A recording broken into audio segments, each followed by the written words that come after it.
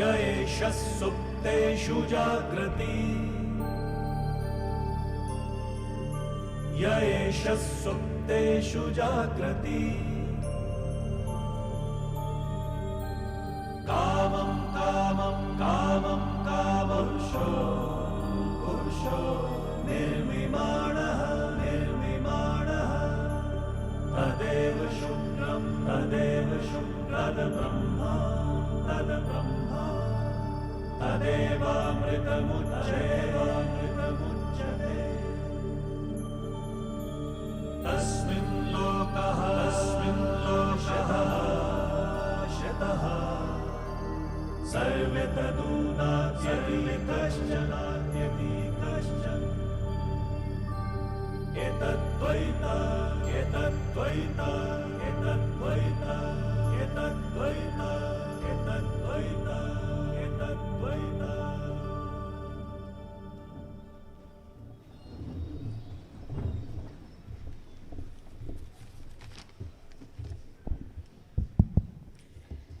Faculty of the day and renowned tax expert of the country, Dr. Girish Ahuja Sahab, President of CA Association Yamal Bhai Vyas, President of AGFTC and past RCM Durgesh Bhai Buch, Secretary of the branch Nero Bhai Choksi, Secretary of the AGFTC Jainik Bhai Vakil, Managing Committee members, Regional Council members, past RCMs and past chairmen of the branch, all the dignitaries of the dais, seniors in the profession and my dear friends. A very warm welcome and good evening to all of you. Friends, this is the second program on this technical analysis of the Finance Bill 2016, and I know that you all are eager to hear Dr. Ahuja Sahab. This time the unique feature of this program is both the important limbs, that is the direct tax and indirect tax, would be covered at length by the experts. Now, without taking much of the time, I request CA Yamal Bhai Vyas to please welcome Girish Bhai Ahuja Sahab.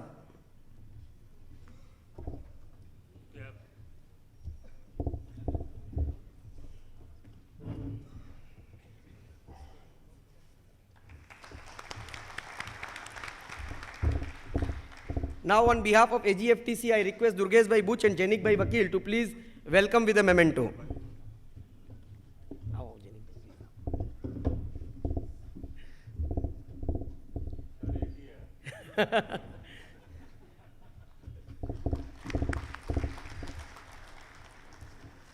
Sir, please take the charge now. Thank you.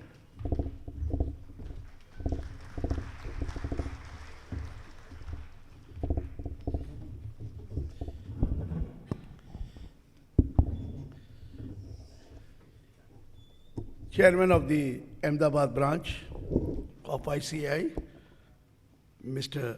Vikas Jain,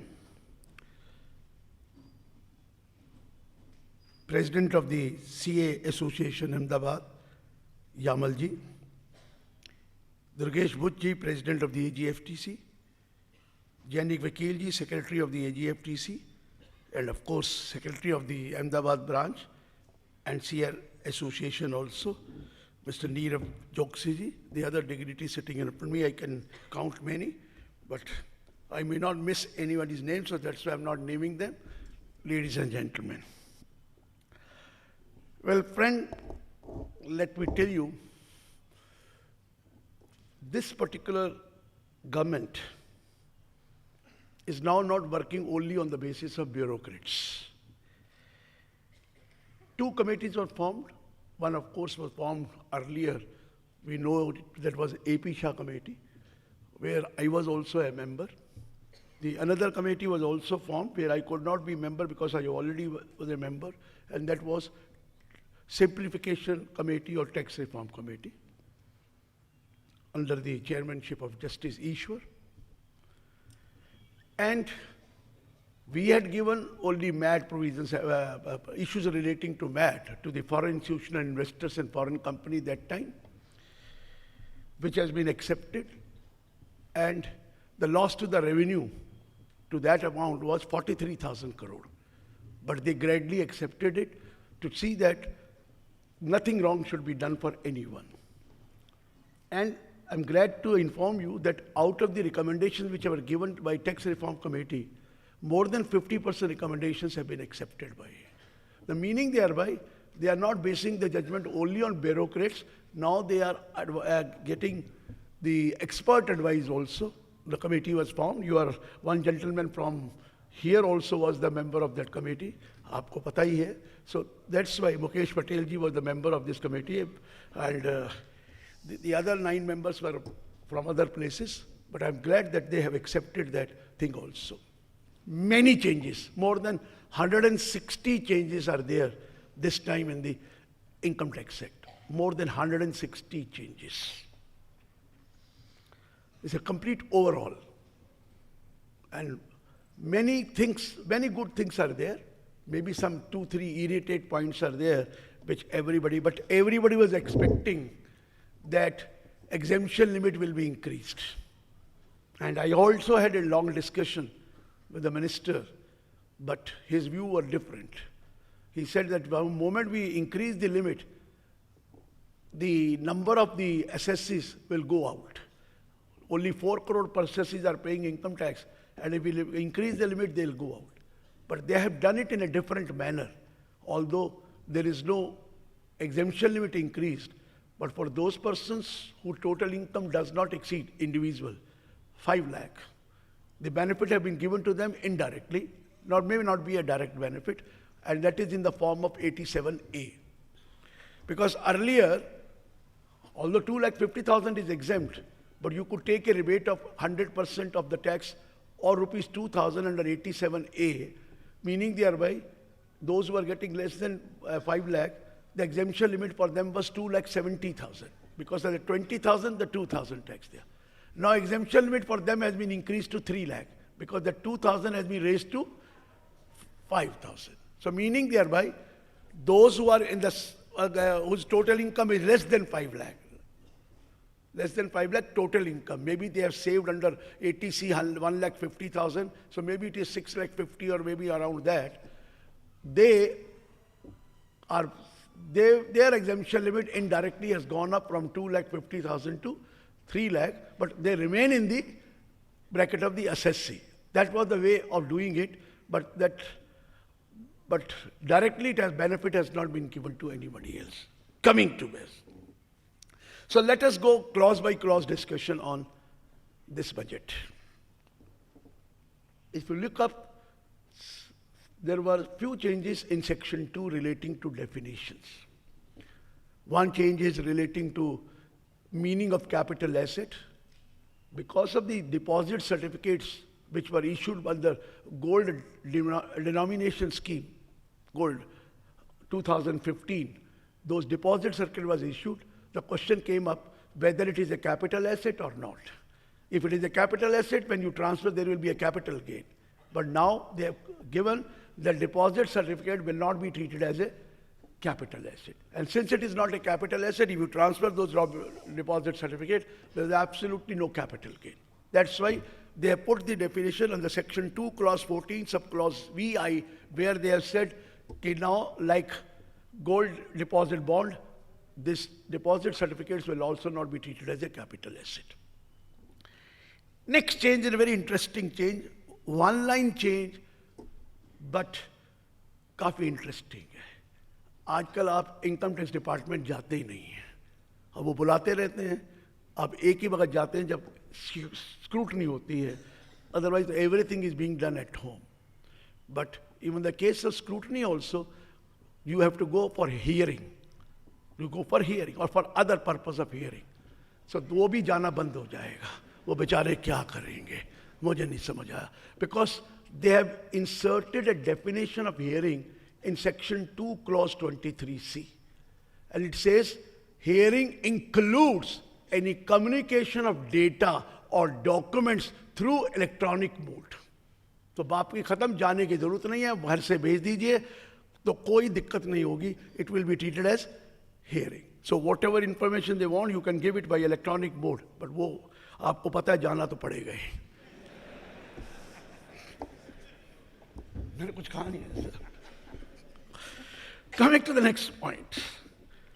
Small change in section 2, clause 24, not very much relevant, so I'm not taking much time. Now, section 10, clause 12, a proviso added, section 10 clause 12A, a new section added, new clause added, section 10(13), again a proviso added, जिसका बहुत शोर much रहा है। रास्ते में दुर्गेश जी भी बोल रहे थे कि उसमें क्या है, और जैनिक जी भी कह रहे थे, दोनों का डिफरेंस व्यू था। एक कह रहा था अच्छा हुआ, एक कह रहा था गलत हुआ है। Am I right or something? And that is relating to EPF, Employee Provident Fund. Abhi tak the position regarding Employee Provident Fund is, it is a scheme of EEE, exempt, exempt, exempt. Pay, take deduction under ATC, interest exempt, final withdraw exempt under section 10(12), exempt. But as regards National Pension Scheme Trust, which was brought in 2004 because of the government employee and later on for everyone also now applicable, National Pension Scheme Trust, it is a case of EET, exempt, exempt tax. You pay, you get a deduction under ATCCD. Interest, not taxable, or whatever bonus, not taxable. But final withdrawal, either lump sum or in annuity, both are taxable. That is under ATCCD. There is one approved superannuation fund. In the case of approved superannuation fund also, most of the cases is a case of EEE, but some cases it is EET. Now what the government has thought, good or bad, I'm not commenting on that. Let us have, these are all three retirement schemes, whether it is EPF or it is superannuation or it is pension scheme. Why can't we have a level playing field? Why can't they be on the same line, on the same footing? इस विचार से सोचा है, अच्छा है कि गलत है वो बाद में पता लगेगा, क्योंकि बहुत ह्यू एंड क्राई शुरू हो गया है। तीनों सेम लाइन पर होनी चाहिए। क्या लाइन है? सीसीडी में तो टैक्सेबल है, ईटीई उसमें प्रोविडेंट फंड में माफ है। तो इन्होंने क्या किया है? A proviso has been added to section 10 clause 12, provided that the accumulated balance of the recognized provident fund, which is attributable to the contribution of the employee on or after 1/4/16, contribution of the employee on or after 1/4/16 shall be exempt to the maximum extent of 40%. 40 exempt करेंगे, balance को tax कर देंगे.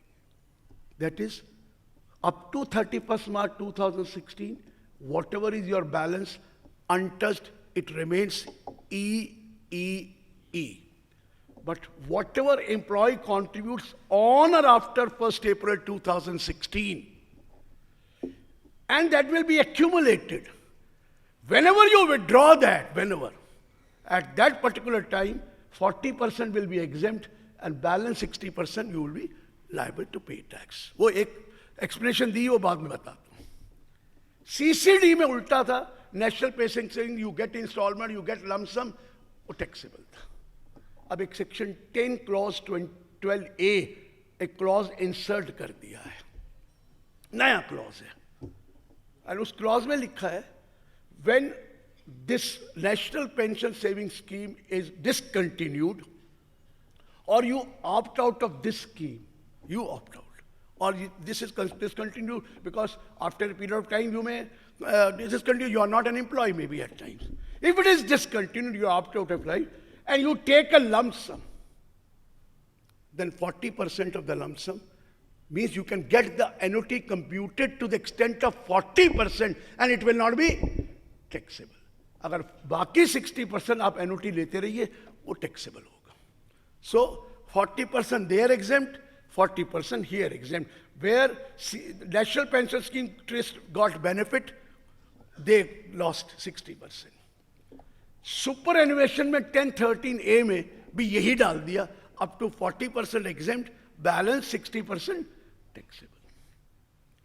अब एक अदिया साहब की statement आई थी जो व्हाट्सएप में घूम रही है और उसका मिस रिप्रेजेंटेशन ज्यादा हुआ है. अदिया साहब ने कहा कि हमने 60% को टैक्स नहीं किया है, लेकिन अगर एक काम कर सकते हैं कि ये 60% आप लमसम मत लो। किसको? ईपीएफ को। Don't take it lump sum, get it converted into NOT, उसकी एनओटी बनवा दो। तो आपका वो जब ट्रांसफर करेंगे to the NOT, there will be, this will not be taxable. Transfer to NOT will not be taxable. But ये नहीं कहा कि जब एनओटी से पैसा आएगा regularly, that will be taxable like eighty CCD. वो तो टैक्सेबल होगा NOT, but lump sum transferred, because in EPF you will get lump sum 60%.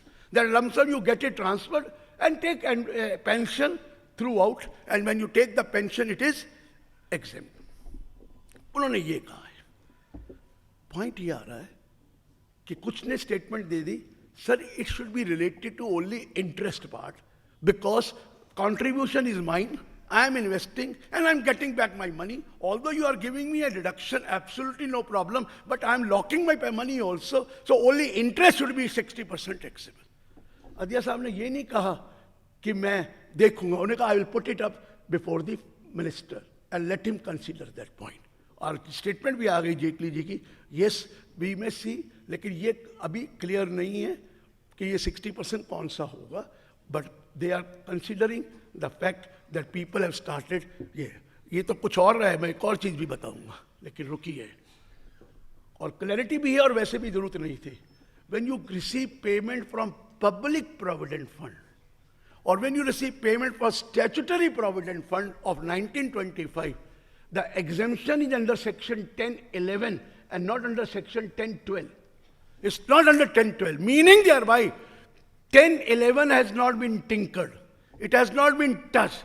Therefore, whenever you get the payment from PPF, it remains EEE. It's only recognized provident fund where there is going to be a problem. तो वो clarity उन्होंने दी, clarity देने की जरूरत ही नहीं थी। अगर सेक्शन देखा जाता तो 1011 has not been touched, it is only section 1012 which has been touched.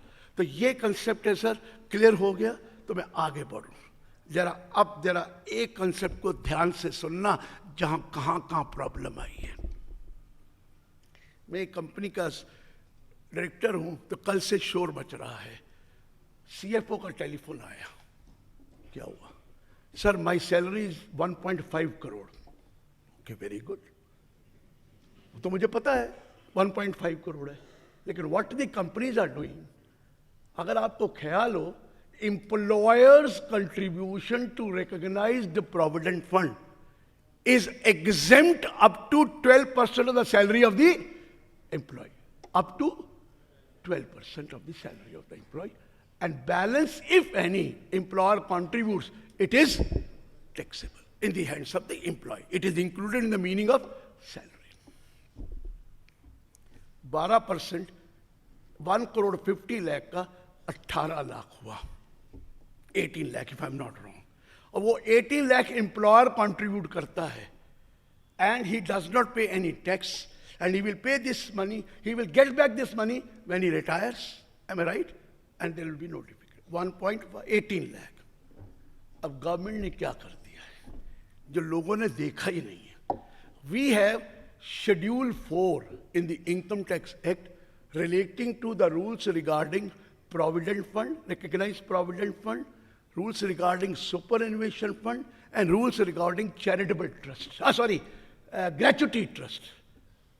Schedule 4 of the Income Tax Act. उसका एक Rule 6 है।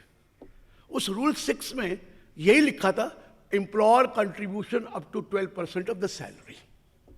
अब उन्होंने वहां क्या लिख दिया? Employer's contribution up to 12% of the salary or rupees 1,50,000, whichever is less. मर गया बेचारा। 18 लाख माफ था, अब कितना माफ होगा? 1.5 लाख। बाकी 16.5 लाख पर उसका तो बेड़ा गर्क हो ही गया, क्योंकि 30% अब टैक्स लगेगा। Are you getting my point? 30 क्यों लगेगा? 35 लगेगा। बेचारे की इनकम 1 करोड़ से ज्यादा है, वैसे ही सरचार्ज 15% हो गया है। कहता जी क्या करूं? बात तो ठीक है, लेकिन ये तो प्लानिंग हो रही थी ना एम्प्लॉयर द्वारा कि you contribute 12%, we are not going to tax you. Are you getting my point? I am saying. So ये क्वेश्चन आ गया है 12% और 1,50,000 विच एवर इज। सो फर्क पड़ेगा हाई पेड एम्प्लॉय को बहुत फर्क पड़ने वाला है। बता, जो 12.5 लाख रुपए की सैलरी से ऊपर ले रहा है सब फंस गए। 12.5 का 12% 1.5 लाख होता है per year. So if you are taking salary more than 1250, you will be affected. If you are taking salary up to 12,50,000 per year, you are not going to be affected. Clear हुआ concept sir? लेकिन एक concept मैं बताना भूल गया, 10-12 में भी उन्होंने ये जो कहा है 60% taxable, 40% not taxable, that is not for excluded employee. Excluded employee का मतलब उनका विचार ये है कि जिनकी सैलरी 15,000 से कम है पर मंथ, उनको ये प्रोविजो ना लगे, उनका हमेशा ई रहे। ये भी एक पॉइंट, एक्सक्लूडेड एम्प्लॉय की डेफिनेशन नहीं दी है, but they are going to be prescribed. So ये पॉइंट भी याद रखना, छोटे एम्प्लॉय अफेक्टेड नहीं होंगे।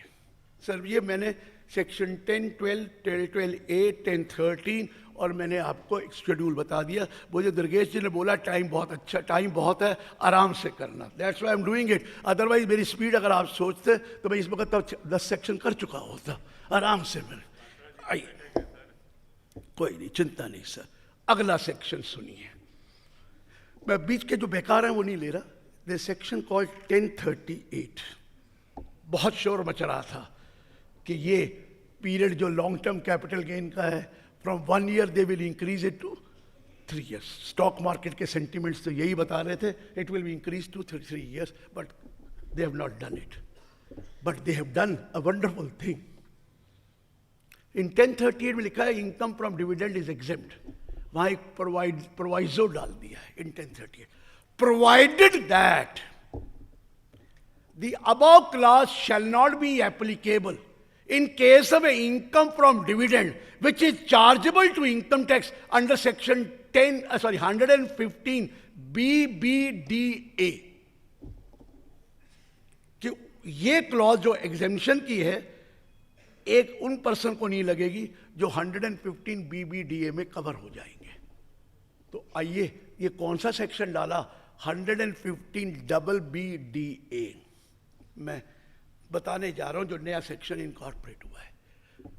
Not with standing anything contained in any provision of the act where the total income of, please note the word, individual or HUF or a firm resident in India, company नहीं है, please note, company नहीं है, individual, HUF, firm resident in India includes any income exceeding 10 lakh by way of dividend, by way of dividend।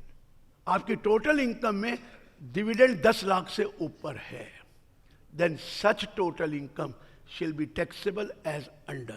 Number 1, dividend will be taxable at a special rate of 10%, and the balance total income shall be taxable as if that is the total income। Clear हुआ? अगर आपको 10 लाख से ऊपर dividend मिल रहा है तो वो dividend pay अब आपको टैक्स देना पड़ेगा 10%। 10% टैक्स देना पड़ेगा, ये डाल दिया।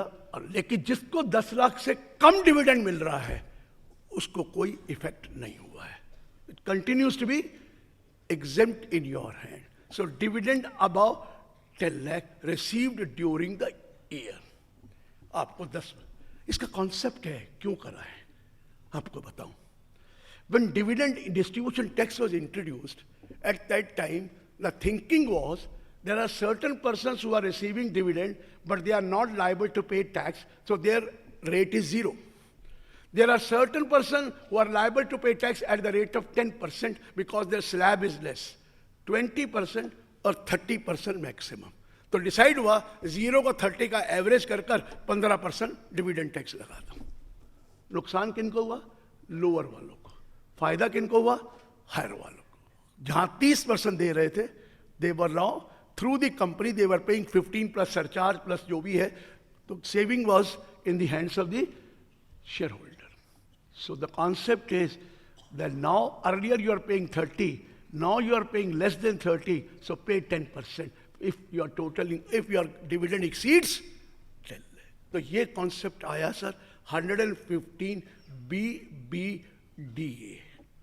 मुझे तो फर्क नहीं पड़ा, आपको भी नहीं पड़ा, इनको पड़ा होगा, किसी को नहीं पड़ा। अगर पड़ा होता तो यहाँ बैठे ही ना होते। 10 लाख वाला क्या करेगा यहाँ का डिविडेंड, जिसके पास डिविडेंड 10 लाख आता है वो यहाँ क्या आके बैठेगा, वो तो कहीं और बैठेगा जाकर। 10 लाख जिसका डिविडेंड आता है उसकी इन्वेस्टमेंट देखो कितनी होती होगी, तो यहाँ बैठेगा वो, कुछ नहीं करेगा वो। तो वो हम लोगों को क्या फर्क पड़ा, हमें तो डिविडेंड इतना आता ही नहीं है। सो ये सुपर रिच मुकेश अंबानी बोला ना 110 करोड़ रुपए का फर्क पड़ा, पेपर में पढ़ा आपने, उसको 1100 करोड़ उसकी फैमिली को डिविडेंड आता है, 110 करोड़ रुपए का फर्क पड़ेगा, 110 करोड़ रुपया टैक्स देगा। आनंद प्रेम जी विप्रो, उसको पड़ेगा, इन्फोसिस को पड़ेगा, हम लोगों को क्या पड़ेगा? सुपर रिच वालों को उन्होंने इनडायरेक्टली टैक्स कर दिया, because they were distributing lot amount of dividend and taking the benefit of exemption. Clear हुआ sir? So this is 10 clause, sorry 38 नहीं है, मेरे से गलती होगी, 1034, 1038 तो कुछ और है, 1034 डिविडेंड इज एग्जाम, 1038 तो मैंने बता दिया। 1038 में सिर्फ ये डाला है कि if you look up exemption under 1038 long term capital gain, उसमें एसटीटी देना जरूरी होता है, इसलिए वो माफ है। लेकिन रुकिए, इंटरनेशनल फाइनेंशियल सर्विस सेंटर जो खुल रहे हैं, they deal in foreign currency and convertible foreign exchange, they do not पे एनी सर्विस टैक्स। तो उन्होंने कहा फिर इनको एग्जामिशन नहीं मिलेगी, तो प्रोवाइजो डाल दिया that international financial service centre will get the benefit of exemption under 1038 even if no security transaction tax is paid by them. तो ये टेक्निकल चीज है, आप लोगों के मतलब की नहीं है, इसलिए मैं आ गया। I am not talking about 1048A to you and section 1050 to you। 1050 automatically cover हो जाएगा जब मैं इक्वलाइजेशन लेवी की बात करूंगा। आइए next section 10AA, units in special economic zone. आपको पता है इकोनॉमिक जोन में अगर 10AA में लगाए, first 5 year 100% reduction, next 5 year 50% reduction, next 5 year if you satisfy certain condition another 50% reduction है, और एग्जामिशन जो भी कही है। अब मंत्री जी ने कहा और सभी ने कहा है, all exemption and deductions are going to be withdrawn so that we will reduce the corporate tax ultimately from 30% to 25%। तो वो एग्जामिशन विड्रॉ करना चाहते हैं, तो इसलिए अब इसमें डाल दिया है कि that if you start a unit in a special economic zone on or after 1 April 2020 then 10AA will not be applicable. मतलब 10AA को फेस आउट कर देंगे, for no unit will get benefit of 10AA if they commence their production after first। Welcome Mr. Ashok Batra from Delhi, of course। चलिए sir, ऊपर ही आ जाइए तो कि नीचे बैठना? बैठिए बैठिए सर, ऊपर बैठ के सो नहीं सकते, वहां बैठ के आराम से सो सकते हैं, थके हुए हैं वो भी, इसीलिए क्या। चलिए sir, coming back। So what I'm trying to explain, that now things are going to be phased out. Special economic zone, those who start by 31st March 2020, they will get exemption for whatever period is there, but no unit established, any unit established on or after 1st April 20 will not be allowed benefit of exemption under 10AA। आगे चलते हैं sir. Section 17 में एक छोटी सी बात करिए, ज्यादा नहीं। Contribution by the employer to superannuation fund is exempt up to 1 lakh, up to 1 lakh, जबकि प्रोविडेंट फंड में 1.5 लाख है। तो इसमें भी कर दिया, contribution by the employer to approved superannuation fund shall not be taxable if does not exceed 1,50,000। ये छोटी सी बात है, आगे चलते हैं। आइए sir, we now have section 24 clause B। क्या कहता है? बड़ी मुलाकात हुई थी, बड़े दिनों से हम ये कह रहे थे, कोई सुनता नहीं था, अब सुनाई थोड़ी सी शुरू हो गई है। क्या था?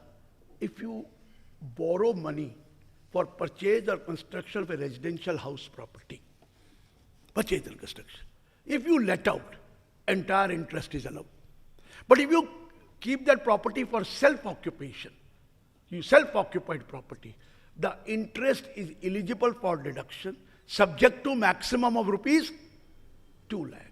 ये 2 लाख था, लेकिन 2 लाख तब था when 3 conditions are satisfied. Or if you don't satisfy those 3 conditions, the deduction was only limited to 30,000. 30, not 2 lakh. The conditions were the money must have been borrowed on or after 1st April 1909. The second condition was money must have been borrowed for the purpose of purchase or construction of a house property.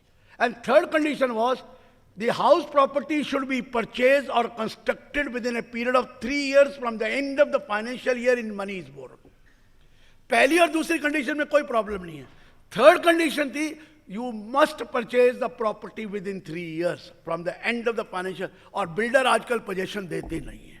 What is my fault? I make a payment to the builder in installment, borrowed my money and given to him, and he is not giving me possession. And since he has not given me possession, he gives me possession after 3 years. My deduction of interest is limited to 30,000. मुझे तो 1,70,000 का नुकसान हो गया, 51,000 मेरा tax पल्ले से जाएगा और परमानेंट जाता रहेगा, क्योंकि वो तो 3 साल का नहीं था. हमने रिक्वेस्ट करी थी लेकिन पार्शियली मान ली गई. Now it is said 5 years. So period increased to 5 years. So now the house property must be purchased or constructed within a period of 5 years from the end of the relevant assessment year, end of the financial year in which money was. तो कुछ तो relief है. 2 extra साल हो गए तो काफ़ी कोशिश हो जाएगी कि now people are government is after the builders to give the possession, otherwise you are liable to pay interest also. So the things have been accepted. This 3 year is going on from right from 1999. After 2016, this is the first time they have considered this proposal of increasing the limit from 3 year to 5 year. Clear, sir? This is 24 clause B. एक बड़ी विडंबना थी. आज 20 साल हो गए थे मुझे वो रिप्रेजेंट करते हुए, लेकिन कुछ सुनता नहीं था, सुना ही नहीं थी. क्या सुनने थी, क्या थी. एक हमारे यहाँ कंसेप्ट है arrears of rent of house property. Arrears of rent. एक हमारे यहाँ कॉन्सेप्ट है recovery of unrealised rent. One is unrealised rent. The tenant did not pay rent, he left और ही रन अवे, तो मुझे वो अनरियलाइज्ड रेंट की deduction मिलती थी, वो ग्रॉस एनुअल वैल्यू से मिलती थी. एक है arrears of rent. What is that arrears? There is a increase in the rent with retrospective effect.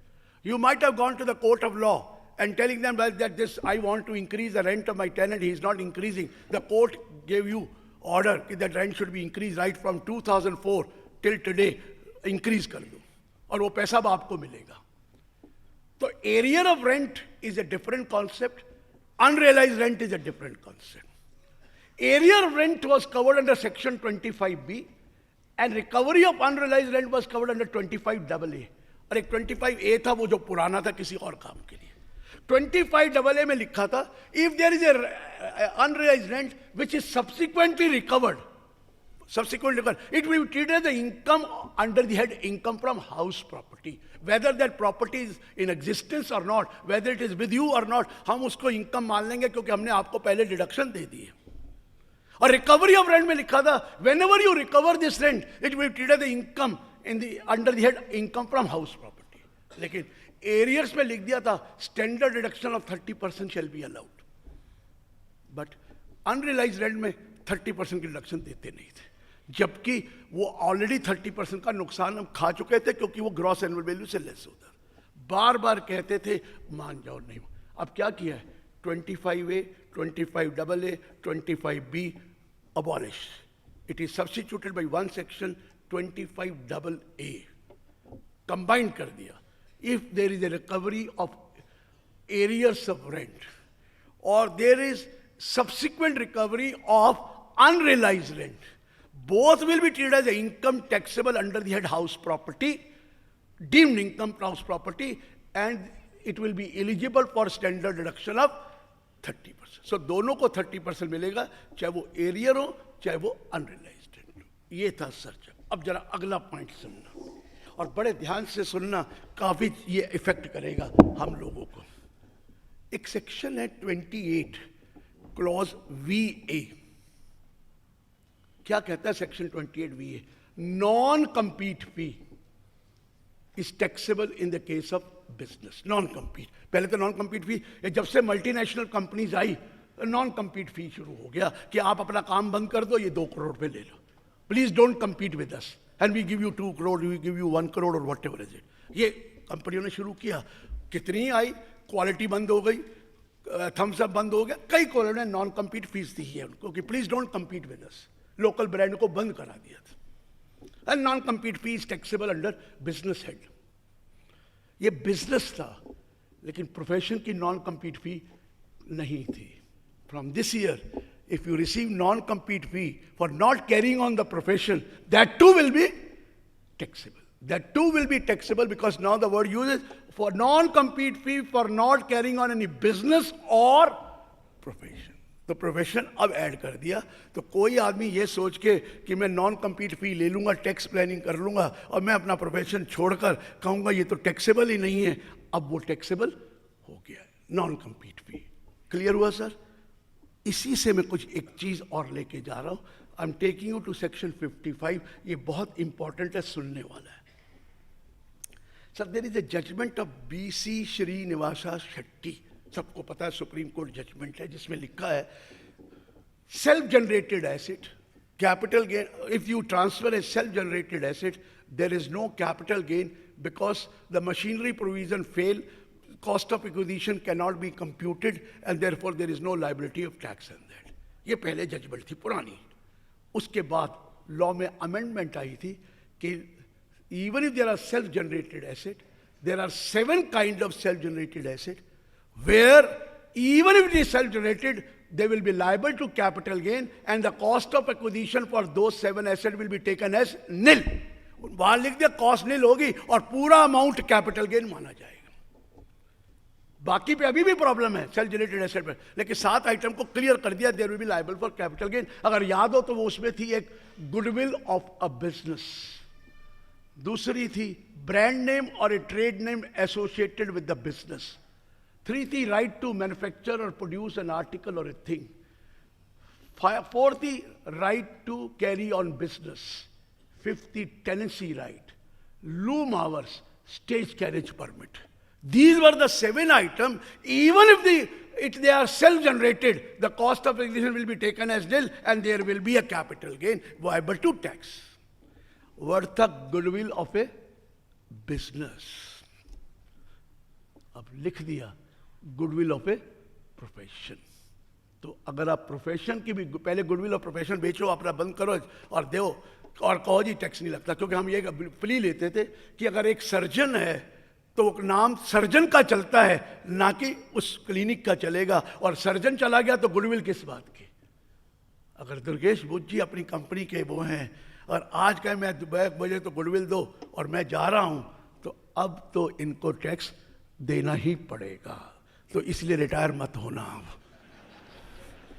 अब नहीं होना, क्योंकि goodwill of a profession if you sell now there will be a capital gain and cost of the acquisition will be taken as nil, like goodwill of a business। क्योंकि section 55 में cost of acquisition डाल दिया nil और section 55 में डाल दिया cost of improvement will also be taken as nil। तो इसलिए पूरा कैपिटल गेन टैक्स देना पड़ता। पहले तो हम कहते थे जेब में डालो कोई टैक्स नहीं लगता। क्लियर हुआ सर? ये आया, मैंने ये थोड़ी कहा था ये रिटायर होते हैं, बता वो डीम्ड रिटायरमेंट दिखा देते और पैसे ले लेते, वो अलाउड था, अब नहीं हो सकता, अब नहीं हो सकता। चलिए सर 28 VA के बाद आगे जा रहे हैं। आपके मतलब का नहीं है, मेरे क्लाइंट के मतलब का जरूर था। एक 32 सेक्शन था है और 32(1)(2) IA में एडिशनल डेप्रिसिएशन है। एडिशनल डेप्रिसिएशन मिलती है to the manufacturing unit or to a unit which is engaged in the business of generation or distribution of electricity. Sir generation or distribution लिखा है, अब पावर ग्रिड है, client था power grid. Power grid में कोई generation नहीं होती, power grid distribute नहीं करता, पावर ग्रिड ट्रांसमिट करता है इलेक्ट्रिसिटी। किसी की इलेक्ट्रिसिटी ली, ट्रांसमिशन लाइन बिछाई हुई है और ट्रांसमिशन लाइन के बाद दिल्ली में BSES, NDSL वो डिस्ट्रीब्यूट करते हैं। डिस्ट्रीब्यूशन किसी और के हाथ में। अब वो ट्रांसमिशन क्योंकि वर्ड नहीं था, they were not getting additional depreciation on the plant and machinery which they had installed. इस बार लॉ चेंज कर दिया for generation, transmission or distribution of electricity. So इधर जनरेशन है या ट्रांसमिशन है या डिस्ट्रीब्यूशन है, तीनों को वो डिडक्शन एडिशनल डेप्रिसिएशन की मिलेगी। वो अलग बात है अगले साल से एडिशनल डेप्रिसिएशन नॉर्मल डेप्रिसिएशन 40% से ज़्यादा हो ही नहीं सकेगी।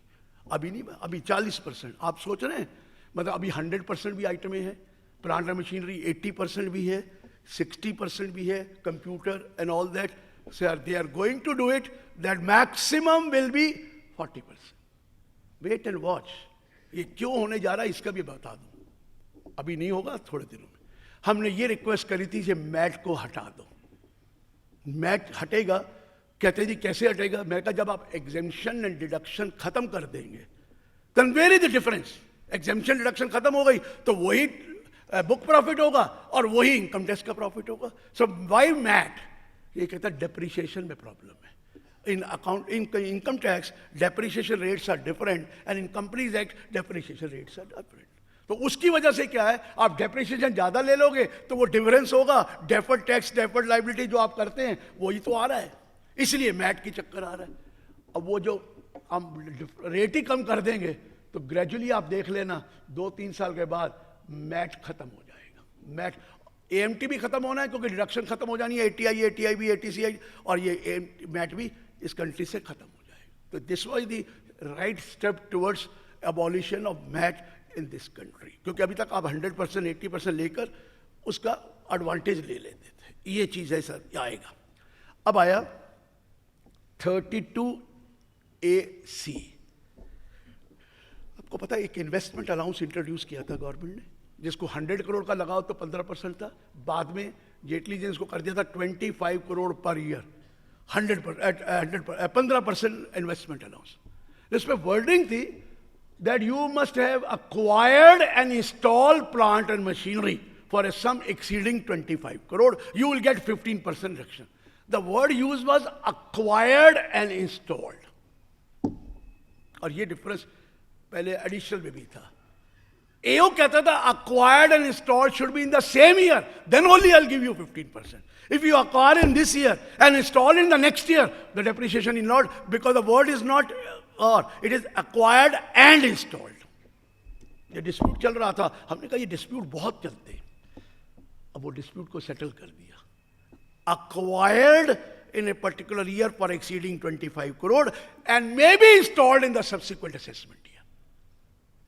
You will get the deduction, but deduction will be given to you only in the year of installation. वो तो ठीक है ना, अक्वायर कर लो 25 करोड़ की, एलिजिबल हो गए, लेकिन उसको इंस्टॉल कर दो, जब इंस्टॉल करोगे 25 करोड़ में 15% ले लो। सो ये किया है, लेकिन ये खत्म होने वाला 31 मार्च 2017 पे। अब उसके बाद आएगा तो देखेंगे, बट अभी तो ये लॉ आया 32AC का। सर मैंने जब कहा कि काफ़ी फेस आउट होने वाला है, तो साइंटिफिक रिसर्च की डिडक्शंस सब वेटेड डिडक्शंस हैं।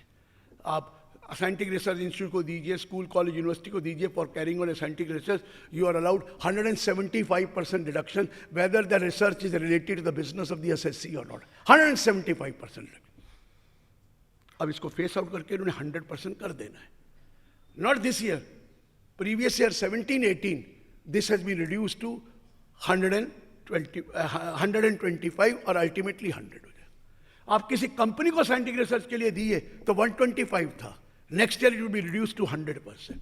आप किसी national laboratory, public sector company, local authority को दीजिए फॉर दिस, उसके लिए 200% था। If you do yourself research notified by the prescribed authority 200% reduction था।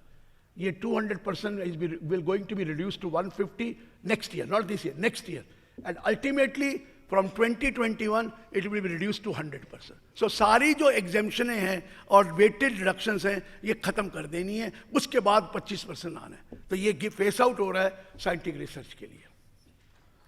35CCC एग्रीकल्चर एक्सटेंशन प्रोजेक्ट और वो स्किल डेवलपमेंट प्रोजेक्ट का 150% है, इसको भी फेस आउट करके 100% करने जा रहे हैं। चलिए सर आगे बढ़ते हैं। एक 36 सबसेक्शन 17A है। आप बैंकों का ऑडिट करते हैं तो आपको पता है banks are allowed to create a provision for bad and doubtful debt which is allowed as deduction under income tax act to the extent of 7.5% of the total income plus 10% of the average rural advances, उसका वो provision कर सकते हैं, actual bad debt नहीं है, provision is allowed as deduction. Non उसके लिए financial institutions and foreign bank are allowed provision up to 5%। ये सेक्शन 3617A है, it is a provision not a actual bad debt. लेकिन जो नॉन बैंकिंग फाइनेंस कंपनी थी उसको ये eligible नहीं था provision for bad and doubtful, actual bad date was allowed. Now clause C has been inserted in section 3617A, saying that even non-banking finance company shall be eligible to make a provision for bad and doubtful debt, and they will be allowed a deduction 5% of the total income before claiming deduction under this section and before claiming deduction under chapter 6A. तो 5% तक वो भी provision कर सकेंगे, कौन? Non banking finance company. NBFC को ये provision allow कर दिया है। ये रिजर्व बैंक की सिफारिश हुई कि उनके भी तो वो होते हैं डाउटफुल डेट या एनपीएस होते हैं, सो अलाउ देम द प्रोविजन, तो वो कर दिया है। नेक्स्ट ये चेंज तो कमेटी ने कहा था और कुछ चार्टर्ड अकाउंटेंट नाराज भी हो गए कि ये 44AD में क्या करा दिया। प्रेजेंटिव income which was 8% if the total turnover does not exceed 1 crore, now it will be 8% presumption provided the total income does not exceed 2 crore. 2 crore का टैक्स होगा, 2 करोड़ से ज़्यादा नहीं है तो आप प्रेजेंटिव इनकम को ऑप्ट कर सकते हैं and presume your income to be minimum 8% और more than 8%, not required to maintain any books of account, not required to get debt.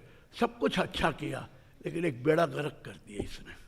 एक प्रोवाइजो हुआ करता था that in case of a partnership firm, after computing 8%, you will be allowed to claim a deduction of remuneration to the partner and interest on capital and loan to the partner as per section 40 clause B.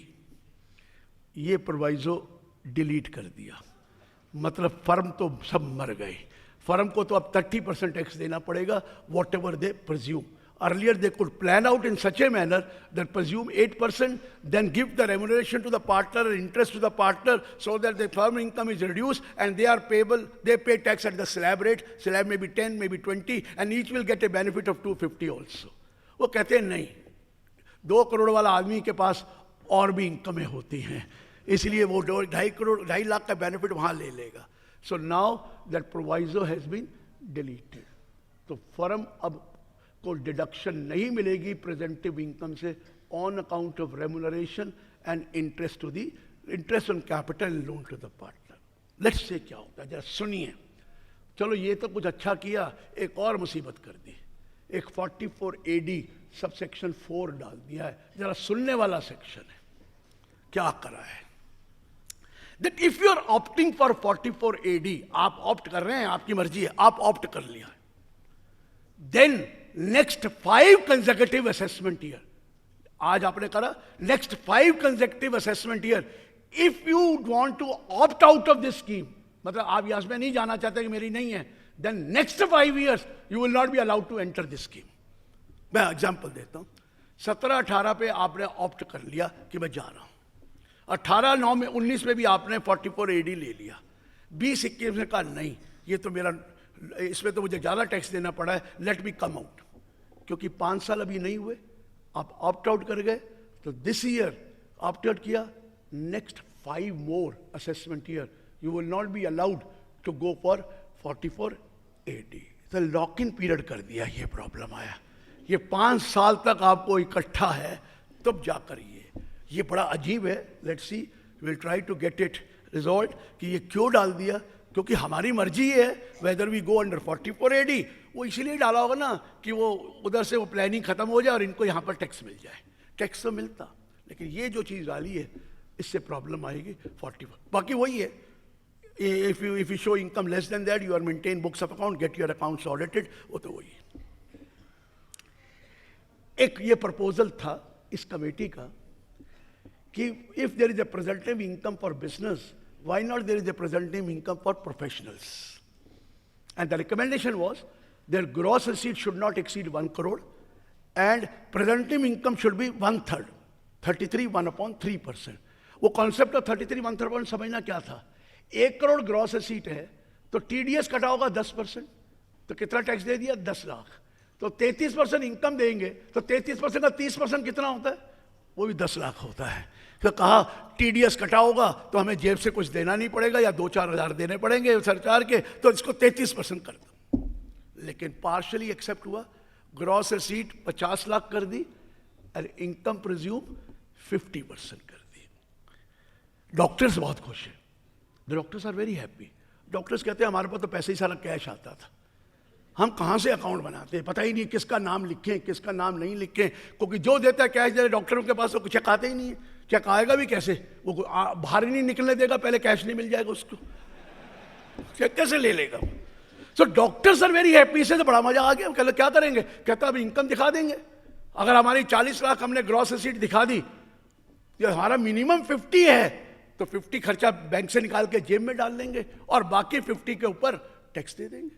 हमें तो आराम है, कोई सवाल पूछना नहीं है, कोई you don't have to maintain any books of account, you don't need to maintain any expenditure account. तो आपको तो फायदा हो गया, डॉक्टर कह रहे हम तो ऐसे ही करेंगे।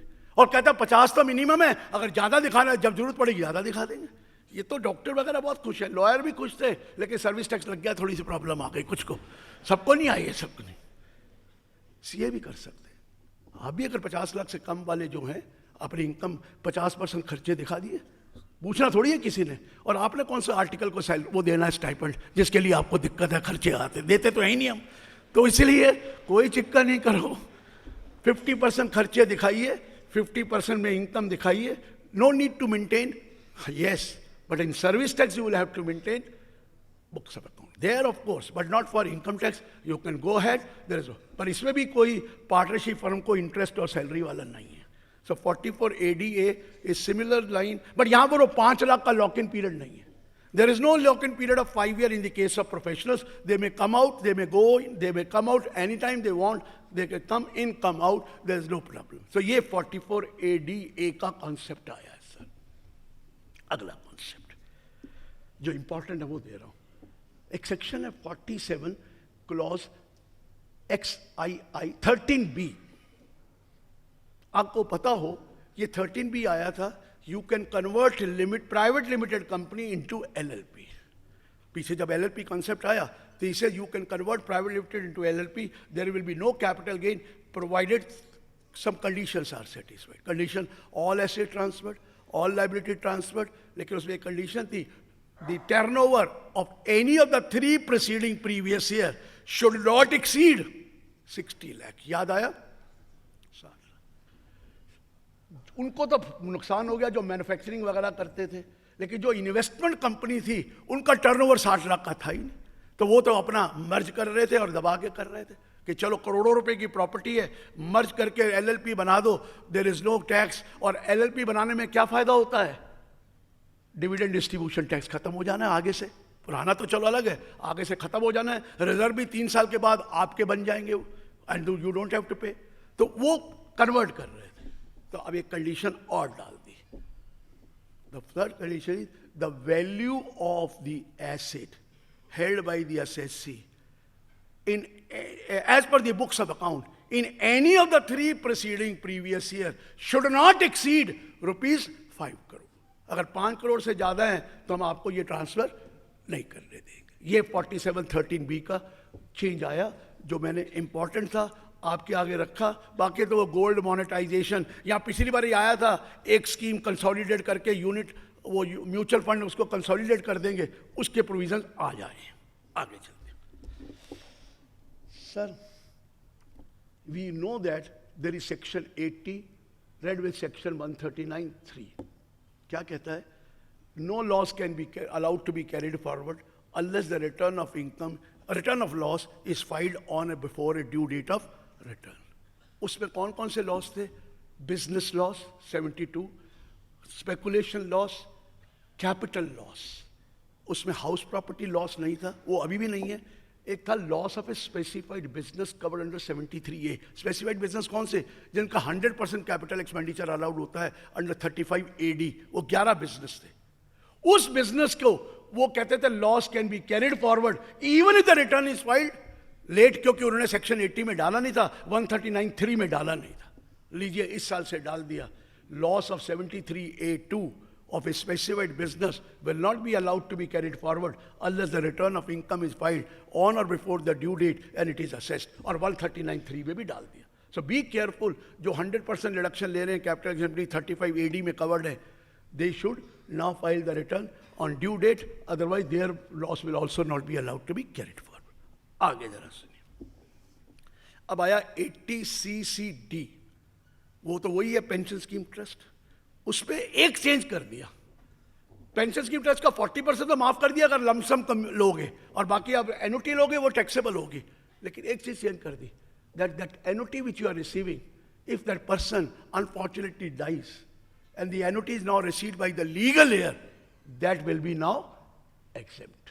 तो एक exemption दे दी कि अगर annuity को exempt कर दिया if it is received by the legal heir. ये करा है 80CCD में. Next section 80EE. ये पहले भी एक यशवंत सिन्हा साहब लाए थे, उसके बाद वो 1 साल के लिए था, अब फिर एक आ रहा है. हाउसिंग के लिए आप लोन लेते हैं, you are allowed deduction under 24B. एक और आ गई 80BB. If you borrow money for purchase of a residential house property and you satisfy certain condition, then you will be allowed an additional deduction of rupees 50,000. Condition number 1, that you should not own any residential house property. This is the first property. You are borrowing, the loan is sanctioned between 1st April 2016 and 31st March 2017. The amount of loan sanctioned should not exceed 35 lakh. Purchase of the property value should not exceed 50 lakh. If all these conditions are satisfied, then the interest which you are paying on this borrowing will be allowed as deduction, additional deduction. वो ऊपर वाली अलग है, which is 50,000. ये section 80EE डाला है. Next section 80GG. Self-employed person were not getting HRA जो मिलता है वो employee को मिलता है, and they get exemption of HRA under section 1013A. Self-employed person or employee who were not entitled to HRA but were paying rent for their residential accommodation was allowed a reduction under 80GG. लेकिन उसकी limit बहुत कम थी, minimum of 3 limit थी. Rent paid minus 10% of adjusted total income, 25% adjusted total income, and third limit थी 2,000 rupees per month. 24,000 से कब ज़्यादा तो डिडक्शन मिलता ही नहीं था. अब उसको बढ़ाकर तीसरी लिमिट को चेंज कर दिया. 2,000 has been raised to 5,000. So 60,000 हो गया. Self-employed person paying rent for their residential accommodation. ये किया है. अब सर 80IA, 80IAB, 80IB ये सब के सब 20 और 21 के बाद कोई इंडस्ट्री लगाएंगे ये अलाउड नहीं होगा. ये भी फेस आउट करने जा रहे हैं. No not allowed. हाँ लेकिन एक सेक्शन डाल दिया 80IAC for startup. For startup, those eligible startup business, you form a company, get the company incorporated between 1st April 2016 and 19, go for a startup project, 100%, it's a manufacturing unit or service unit, 100% of the profit from this startup project will be out as deduction for a period of 3 years. And you can choose these 3 years out of the 5 years. You may start consecutive 3 years, ये allowed होगा. ये startup के लिए डाला, only for few time, लेकिन इसके बाद ये खत्म हो जाना है. अगला सेक्शन ज्यादा इंपॉर्टेंट है सर, बहुत अच्छा डाला है. Generation of employment. That section is, ध्यान से सुनना पड़ेगा, 80JJAA. इसको डिडक्शन मिलेगी. Employment of new workman. Employment of workman. If you are an assessee who is covered under 44AB, मतलब आपका टैक्स ऑडिट होता है. You are a business assessee और आपका टैक्स ऑडिट होता है. एंड यू एम्प्लॉय वर्कर्स, तो जो एडिशनल एम्प्लॉयमेंट कॉस्ट है उसका 30% डिडक्शन आपको मिलेगा for a period of 3 years, including the previous year in which you have employed. 3 साल तक 30% डिडक्शन मिलेगा. आप वर्कमैन एम्प्लॉय करिए. आप एक यूनिट हैं, एक बिजनेस शुरू करते हैं, पहली बार न्यू बिजनेस है, जितने भी आदमी रखेंगे 10, 4, 5 लो, नंबर इज नॉट इंपॉर्टेंट। जितनी सैलरी देंगे, सैलरी तो 37 में अलाउड हो जाएगी, लेकिन आपको 30% डिडक्शन 80JJAA में दे देंगे। Whether you are a trader और ए मैन्युफैक्चरर, एम्प्लॉयमेंट जनरेट कीजिए, लेकिन रुकिए, salary of the employ should not exceed 15,000 per month, 25,000, sorry 25,000, 50 तो वहां था, 25,000 per month. Minimum employment of the employ shall be 240 days minimum employment. And वो जो उसका कॉन्ट्रीब्यूशन प्रोविडेंट फंड ESI का गवर्नमेंट नहीं करती हो, इन एम्प्लॉय को रखिए। हम आपको जितनी सैलरी उनको दिया, सपोज आज मैंने बिजनेस स्टार्ट किया, मैंने उनको सैलरी दी इस साल 10 लाख, 4 लाख रुपए, थोड़े से है 4 लाख, 4 लाख का डिडक्शन अब ले चुके हैं। 30% ऑफ 4 लाख, 1,20,000 डिडक्शन मिलेगा फर्स्ट ईयर, 120 मिलेगा नेक्स्ट ईयर, 120 मिलेगा नेक्स्ट ईयर। ये डिडक्शन है एक्स्ट्रा। रुकिए, 1 साल के बाद आप एग्जिस्टिंग हो जाएंगे, और सब एग्जिस्टिंग को भी मिलेगा। नाउ एम्प्लॉय एडिशनल वर्कर, पहले वर्कर होते थे, मिनिमम 10% इंक्रीज होना चाहिए, अब कोई लिमिट नहीं है। आपने 4 आदमी भी ज्यादा रख दिए, उन 4 को जो सैलरी देंगे उसका 30% डिडक्शन मिलेगा। कंडीशन वही 25,000, 240 days, contribution not by the government, तो आपको ये मिलेगा। तो मतलब जो भी आदमी एम्प्लॉय करेगा, हम उसकी सैलरी का 30%, मतलब 90% आपको देंगे 3 सालों के अंदर एज ए डिडक्शन। ये कॉन्सेप्ट आया सर, जनरेशन ऑफ एम्प्लॉयमेंट। अब ये तो हमारे हाथ में है ना, ये सिर्फ बिजनेस के लिए। एग्जिस्टिंग यूनिट भी हैं, वो भी कल लगा लें, मिलेगा उनको। मतलब आज आपके पास 50 वर्कर हैं, आपने 2 भी लगाए, लास्ट 31 मार्च का देखना है, 2 भी एक्स्ट्रा लगाए, हम आपको डिडक्शन दे देंगे। जितने की सैलरी एडिशनल है उसका 30% ले लीजिए। सिंपल है सर, कोई मुश्किल नहीं। वो CA सर्टिफिकेट लेना वो तो बात चीज़ अलग है, but it is a benefit which is going to be allowed for generation of employment. Clear है? 80JJAA आगे चल रहे हैं। 87 में कर चुका हूं मैं, वो नहीं कर रहा। 119, 124 उसकी कोई वैल्यू नहीं है। आइए 139 में जाते हैं। बहुत इंपॉर्टेंट चेंज है 139 सेक्शन में, रिटर्न ऑफ इनकम में। पहले तक माइनर चेंज है, वो बता दें। माइनर चेंज ये, अगर आपको मालूम है, in case of individual HUF etcetera, you have to file a return of income if your total income before claiming deduction under chapter 6A or before claiming exemption under 10AA exceeds the maximum amount which is not chargeable to tax. Before claiming उनको return भरना जरूरी है, चाहे tax बनता है या नहीं बनता। लेकिन सपोज करिए उस इंडिविजुअल का 1038 का लॉन्ग टर्म कैपिटल गेन है, वो तो एग्जेम्प्ट है, वो रिटर्न ही नहीं भरता था। अब इसको ये भी इंक्लूड कर दिया, before claiming exemption under 1038 it exceeds the maximum amount which is not chargeable tax, he will be required to file a return. बाकी चीजों में ये भी ऐड कर दिया 1038। बहुत बड़ी चीज नहीं है, लेकिन बड़ी चीज जाने जा रही है। हम सब बैठे हैं, 90% लोग हम बिलेटेड रिटर्न भरते हैं। इन टाइम रिटर्न तो हम भरते तभी हैं जब का टैक्स ऑडिट की जरूरी जाना है, बाकी रिटर्न तो हमेशा ही बिलेटेड होती हैं, क्योंकि belated return can be filed before the expiry of 1 year from the end of the relevant assessment year, before the assessment is complete. 139(4) और कभी कभी तो हम 141 का इशू कराकर बिलेटेड रिटर्न भर देते हैं। चलिए 139(4) चेंज हो गया। Now belated return can be filed before the end of the relevant assessment year or before the assessment is complete, whichever is earlier. मतलब 31 मार्च के बाद बिलेटेड रिटर्न फाइल हो ही नहीं सकेगी। वो 1 साल गया तो काम शुरू कर दीजिए कि वो खत्म होते ही 31 मार्च तक सबकी रिटर्न चली जाए। जिसकी नहीं गई वो दोबारा जा ही नहीं सकती है। So belated return now it is not 1 more extra year, it is only the same assessment year in which you have to file the return, that will be 31st March. तो ये काम बढ़ गया, मतलब अब यार रिलैक्स नहीं कर सकते। तो रिटर्न देख लीजिए सबके। लेकिन पहले बड़ा मेरे को टेलीफोन आया करते थे, सर बिलेटेड रिटर्न फाइल करी है, गलती रह गई है, ये गलती हो गई, ये चीज रह गई, ये मिस कर गया, ये इनकम नहीं डाली, अब क्या करूं। बिलेटेड रिटर्न तो रिवाइज ही नहीं होती, क्योंकि कुमार जगदीश चंद्र सिन्हा की सुप्रीम कोर्ट की जजमेंट है, और सब फंसते थे। इस कमेटी ने रिकमेंड किया था कि जब आप रिटर्न फाइल करें और स्क्रूटनी हो, उस टाइम पर अगर आपको देखते हैं कि कोई क्लेम रह गया है, कोई डिडक्शन रह गई है, तो आप उसको एओ को कहो अलाउ कर दे।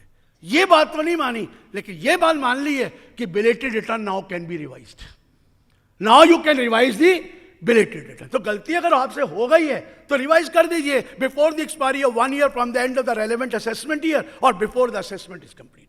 सो गलतियां करिए और फिर आराम से रिवाइज कर सकते हैं, कोई दिक्कत नहीं होगी। ये 139(5) को चेंज कर दिया है, ये ठीक किया sir, it is very good. क्योंकि हमेशा परेशानी होती थी, कोई भी मिस्टेक हो you are left with no choice because there was no possibility. Now at least mistakes are bound to be there, और आप रिकवाइज कर दीजिए, जो पीरियड है वो कर सकते हैं।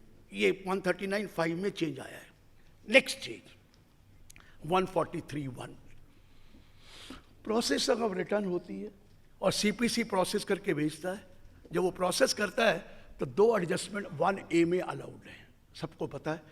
पहली एडजस्टमेंट है arithmetical error in the return, and second है incorrect claim made in the return on the basis of return. ये वो एडजस्टमेंट होकर आ जाती है। अब 4 आइटम और डाल दिए जो कंप्यूटर ऑटोमेटिकली एडजस्ट कर देगा।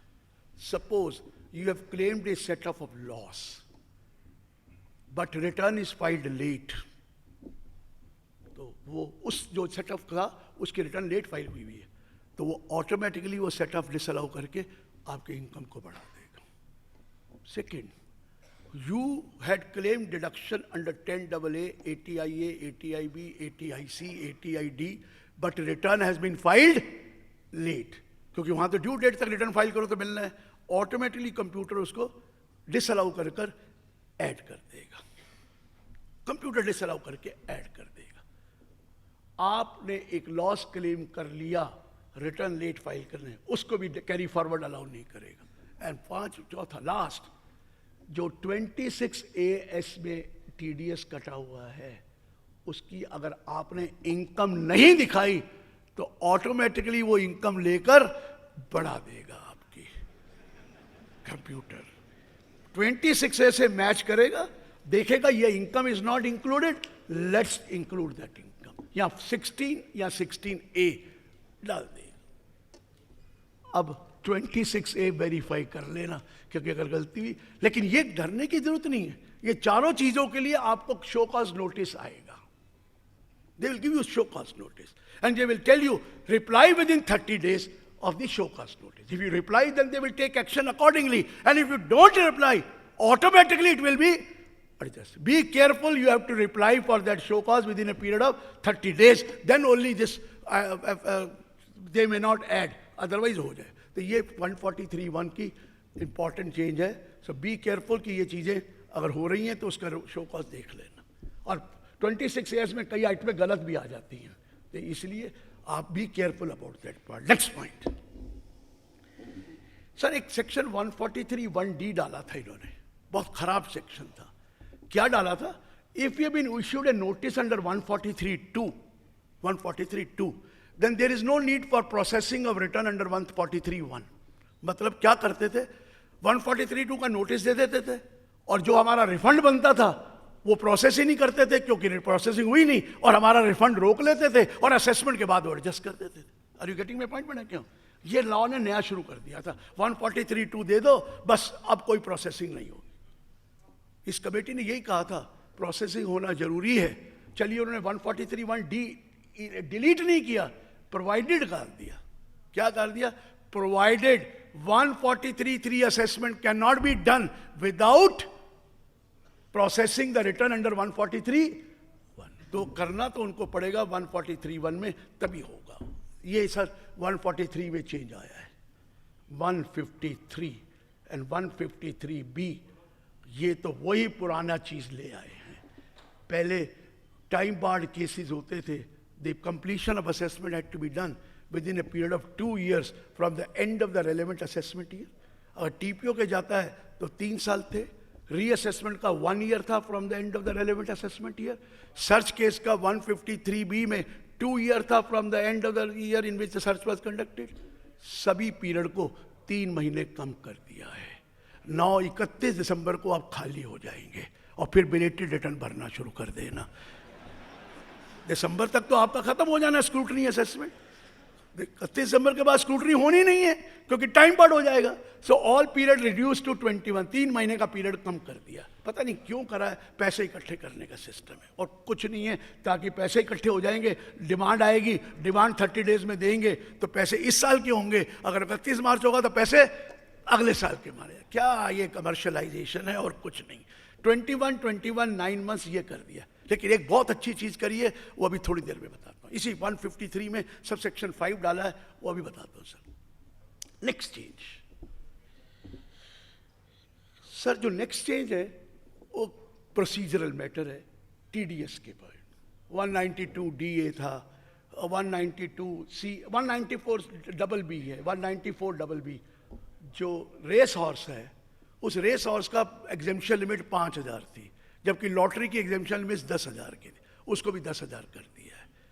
194C की लिमिट 30 या 75 है, 75 has been raised to now 1 lakh. 194D की लिमिट 20,000 थी, उसको 15,000 कर दिया है। 194H या 194G insurance commission, insurance commission का 1,000 था, उसको 20,000 कर दिया है। और जो आपका कमीशन है वो 5 का 10 कर दिया है, और टीडीएस का रेट 10 का 5 कर दिया है। कुछ टिंकरिंग की है, रेट हैज बीन रिड्यूस। और 194 डबल ई, जब नेशनल वो थी नेशनल सेविंग स्कीम, जिसका विड्रॉल करते थे, उसका 20% था, that is be reduce to 10। So small tinkering. लेकिन एक टिंकरिंग में एक बहुत अच्छी चीज करी, जो वो लोग हैं जिनकी टैक्सेबल इनकम नहीं है। अभी तक एक 15G और 15H फॉर्म देते हैं। 15G आप देते हैं for withdrawal from life insurance, you give it for interest other than interest on securities, interest on securities or withdrawal from national pension scheme, ये देते थे। ये तब देते थे, 2 condition satisfied. Tax on total income is nil, and income from these sources does not exceed the maximum amount which is not chargeable to tax. अब rent के लिए भी 15G या 15H आप दे सकेंगे। For rent you can give 15G, 15H provided those 2 conditions are satisfied in case of a person less than 60, and 1 condition is satisfied in the case of a senior citizen. वो condition satisfy करिए, 197A में 15G दे सकेंगे for this also. So this is the additional benefit given to those who had only rental income and they never had any other income, और उनका TDS करता था, बेचारों को रिटर्न फाइल करनी पड़ती थी, उसके लिए किया। ये 197A आया। चलिए सर आगे करते हैं, अब जरा ध्यान से सुनना। अभी तक एडवांस टैक्स हम देते थे, कंपनी के केस में 4 इंस्टॉलमेंट्स और अपने केसेस में 3 इंस्टॉलमेंट, 30, 30, 40। पता नहीं यूनिफॉर्मिटी करी है कि पैसे नहीं है। Now everyone will have to pay advance tax in 4 installments, 15 June, 15 September, 15 December, 15 March, exactly like company. जैसे कंपनी देती है वैसे देना। और 234C का इंटरेस्ट वही पड़ेगा जैसे कंपनी को पड़ता था, उसमें भी वही डाल दिया। First instalment if it is less than 15 but 12% भी दे देंगे तो नो 34C। सेकेंड 36% भी कर देंगे जैसे कंपनी में था, नो है। लेकिन ये अब 4 इंस्टॉलमेंट है, सबको एडवांस टैक्स देना है, जून, सितंबर। लेकिन एक चीज वो है, those who are covered under 44AD, they were not required to pay advance tax earlier. Now they will be required to pay advance tax in 1 installment, and that installment will be 15th March. 15 मार्च को वो देंगे 44AD। गलत है क्योंकि एक छोड़ दिया आपने। What about 44ADA? ADA वाले को क्या करेंगे? क्या उनको 4 इंस्टॉलमेंट में देना है कि उनको भी 1 इंस्टॉलमेंट? तो ये गलती रह गई है। They will include 44AD also in 1 installment. Let us wait and watch, because otherwise they will be giving in 4 installment. जब AD वालों को 1 कर दी तो AD वाले को भी करनी पड़ेगी प्रेजेंटिव इनकम की। So that mistake will be rectified. Wait and watch. We will put it that. So ये है एडवांस टैक्स की बात। लेकिन एक बहुत अच्छी चीज आई। सर मैं एक बिजनेस शुरू कर रहा हूं 18 दिसंबर को, और 18 दिसंबर से 31 मार्च तक मेरा प्रॉफिट काफ़ी हो गया, और मुझे टैक्स देना था तो एडवांस टैक्स देना है। तो ये वो कहता था 15 सितंबर को क्यों नहीं जमा कराया? अबे मेरे को पता ही नहीं, मैंने बिजनेस शुरू करना है। 15 दिसंबर को क्यों नहीं जमा कराया? कि लॉ तो यही है कि 3 इंस्टॉलमेंट में कराना है, तो where is the 3 instalment? Capital gain के लिए तो है system that if you earn capital gain in later year then instalment will be done after that date. लेकिन नया बिजनेस है, मैं क्या करूं? मेरा सीए का एग्जाम हुआ, मई में एग्जाम हुआ, मैं पास किया, जुलाई में बिजनेस प्रोफेशन शुरू किया, वो कहेगा 15 जून का क्यों नहीं जमा कराया था तुमने? बात समझ ले क्या है? मुझे क्या पता मैं सीए में पास होऊंगा भी कि नहीं होऊंगा, हाँ तो ये भी डर लगा रहता है। But the point is when you start a business you don't know whether you will have to pay advance tax. अब जनवरी में शुरू कर रहे हो तो कह रहा सितंबर की इंस्टॉलमेंट नहीं कराई, सितंबर की इंस्टॉलमेंट नहीं कराई, ये कैसे हो सकता है? डाल दिया। Now if you start a new business or profession, then installment or advance tax will have to be paid thereafter, not before it, thereafter. ये एक समझदार चीज करी जो आपको बताई मैंने, ये it's a good thing which should have been done. आइए जरा अब ध्यान से सुनिए, ये बहुत इंपॉर्टेंट है।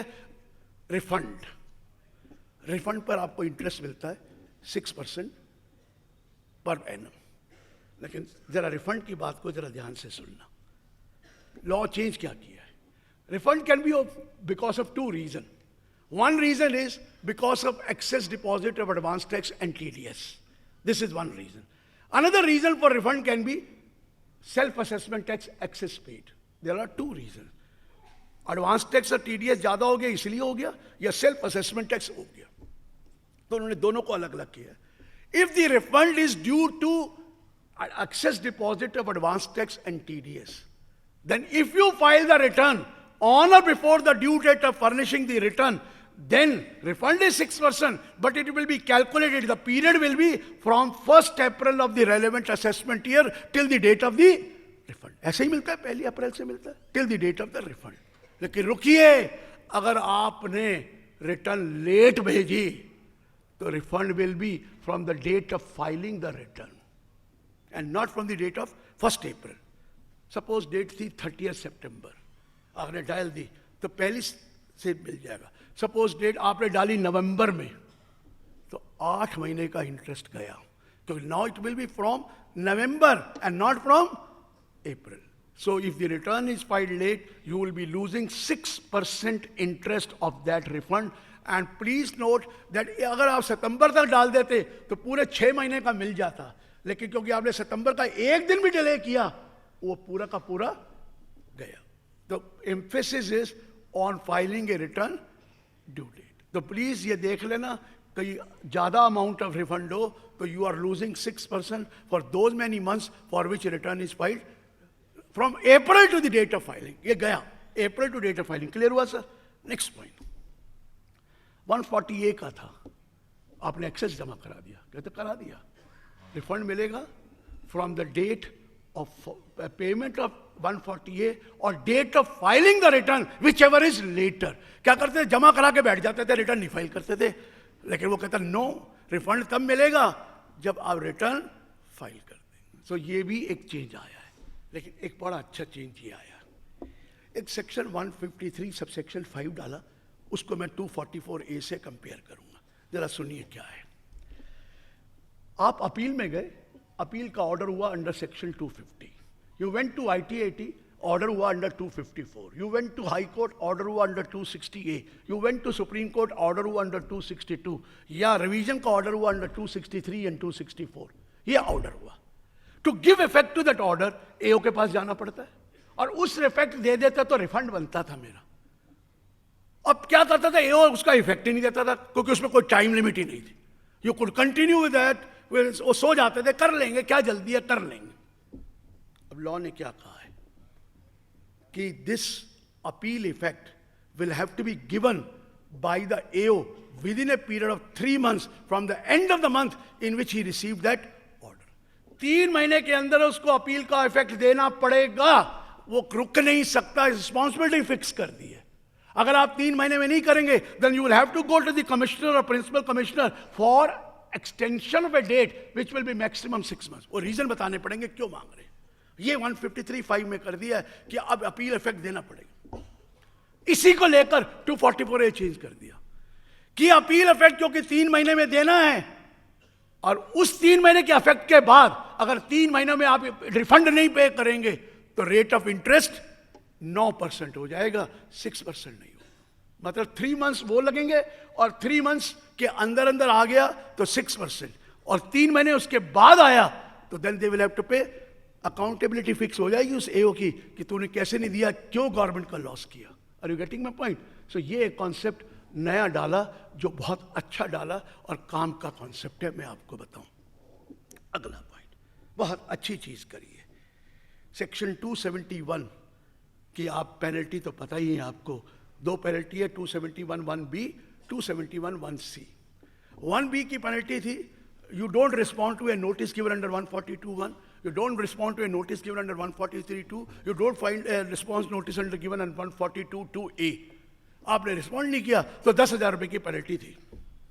ये पेनल्टी तो अभी भी है, लेकिन क्योंकि 271 सेक्शन को अबॉलिश कर दिया है, this penalty have been shifted to section 272(a) subsection 1, उठाकर वहां डाल दी। अब 271(1)(c) की पेनल्टी क्या थी? Concealment of income or furnishing inaccurate particulars of income. The penalty was 100% the tax ought to be evaded, maximum 300% the tax ought. वो कहते थे ये डिस्क्रिशन यूज होता है, ये कहता है मैं 300 लगाऊंगा, आप कहते हैं 100 लगा ले। समझ में आया? ये डिस्क्रिशन खत्म कर दिया, ये सेक्शन ही खत्म कर दिया। अब एक सेक्शन डाला 270(a), और इसमें 2 कॉन्सेप्ट डाले, under reporting of income and misreporting of an income. Concept को समझिए, under reporting of an income और misreporting of an income.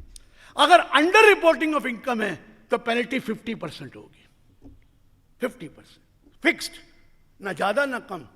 अगर मिस रिपोर्टिंग ऑफ इनकम है तो पेनल्टी 200% होगी, 200%। सेक्शन में डाला 278, the assessing officer, commissioner appeal, or the principal commissioner or commissioner may direct the assessee to a penalty in the following cases. कैसे? अब under reporting कहां होगी? If there is a under reporting, what is the concept of under reporting? There is a assessment under 143(3) which is more than the 143(1). मतलब जो processing हुई उससे ज्यादा हो गई। प्रोसेसिंग हुई 20 लाख की, लेकिन 143 हो गया 25 लाख का। तो what is the under reporting? 5 lakh, because processing is 143(1) is less, summary assessment is less, वो ज्यादा हो गया। आपने रिटर्न ही नहीं भरी थी, फिर भी असेसमेंट हो गई। कौन से सेक्शन में होगी? 144 में या 147 में। रिटर्न नहीं भरी थी, असेसमेंट हो गई, तो पता है क्या मानी जाएगी? Under reporting. जो असेसमेंट हुई minus the exemption limit, minus the exemption. Suppose आपकी असेसमेंट कर दी 15 लाख की, आपकी एग्जेम्पशन लिमिट कितनी है? 2.5 लाख, तो 12.5 लाख अनरिपोर्ट, ये माना जाएगा अंडर रिपोर्टिंग। इसके ऊपर पेनल्टी पड़ेगी।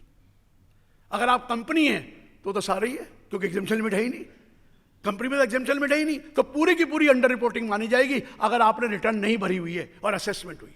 दूसरा, आपकी रीअसेसमेंट हुई है और that is more then what was earlier assessed और अर्लियर रीअसेस्ड, वो डिफरेंस भी अनरिपोर्टेड माना जाएगा।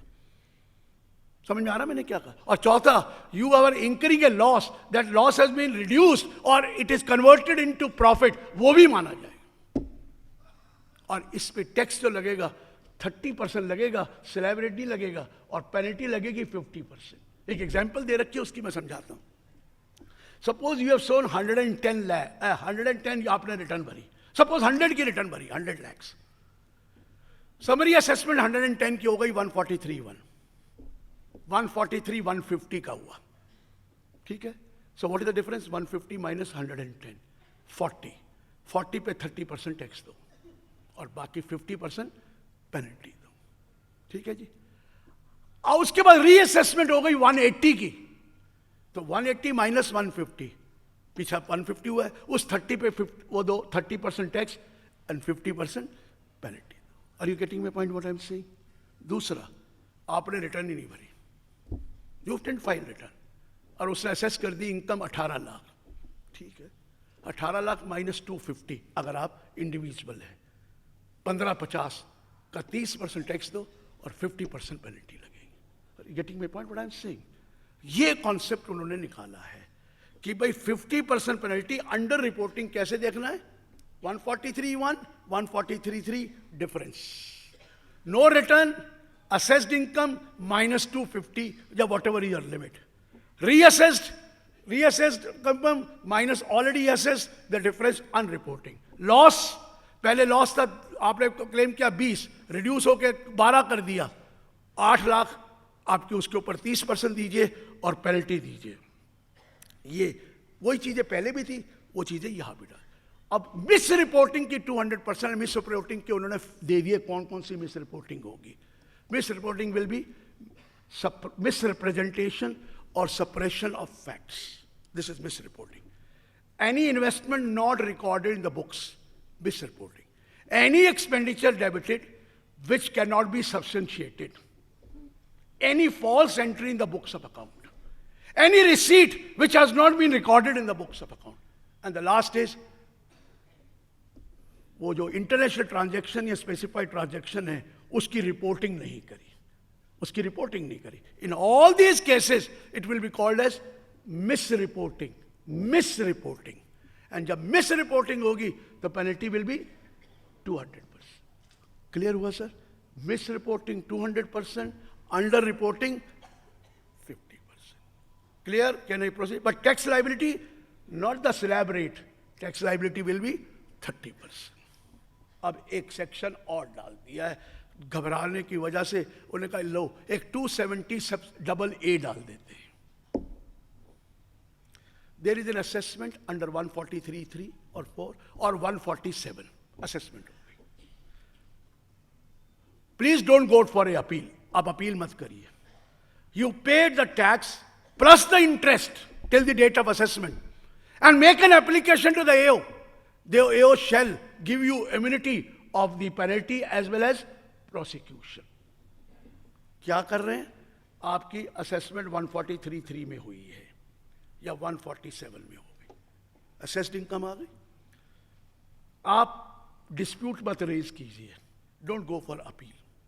Give a letter, give application to the AO that I don't want to go for an appeal. I would like to deposit the tax as well as the interest till the date of assessment. Kindly give me immunity from penalty and prosecution. अगर आपकी fact है तो she shall, लेकिन आपको लगता है वो miss reporting है या वो है, तो फिर वो he will give you time of hearing और रिजेक्ट भी कर सकता है।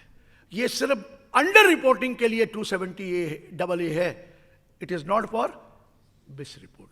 तो ये अब डिस्प्यूट काफ़ी रिजॉल्व हो जाएंगे, छोटी मोटी एडजस्टमेंट हुई, उन्होंने कहा यार टैक्स दो और इंटरेस्ट दो, जान छुड़ाओ, पेनल्टी के लिए कौन जाएगा और उसके लिए कौन जाएगा। ये एक नया सेक्शन 270AA डाला है। अरे ये अच्छा सेक्शन है, मैं आपको बता रहा हूँ। कई रेजोल्यूशन जरूर होएंगे, कई ज़्यादा होगा तो मिसयूज होगा, तो that is a different thing. The word is shell.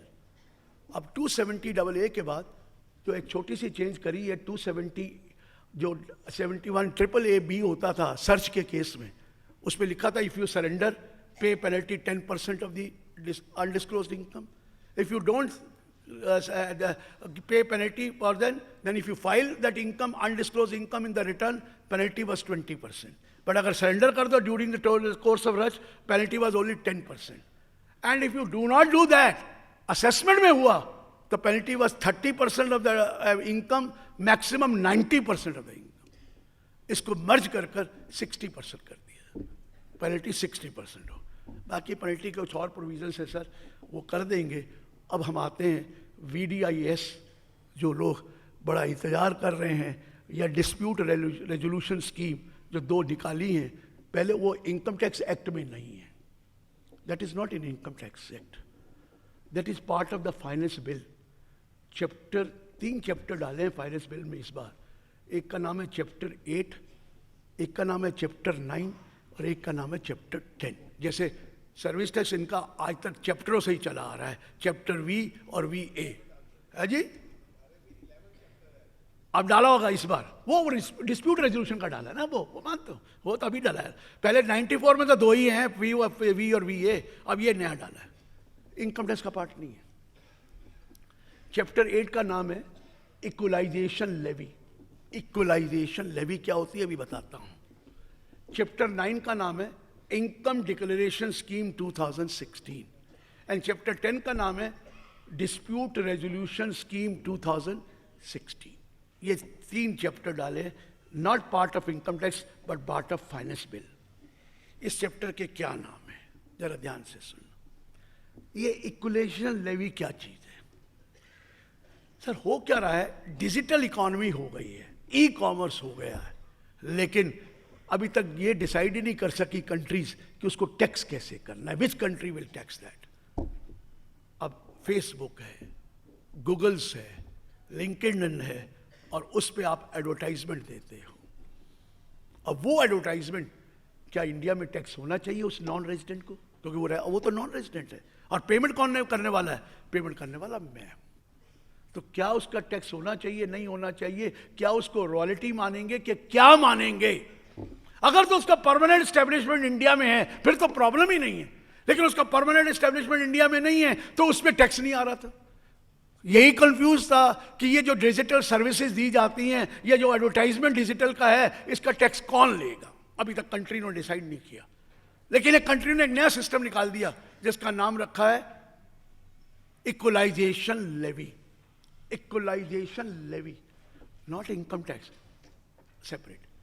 कि अगर एक नॉन रेजिडेंट जिसका परमानेंट एस्टेब्लिशमेंट इंडिया में नहीं है एक रेजिडेंट से पेमेंट ले रहा है, या एक नॉन रेजिडेंट से ले रहा है जो उसका परमानेंट एस्टेब्लिशमेंट इंडिया में है, कौन ले रहा है?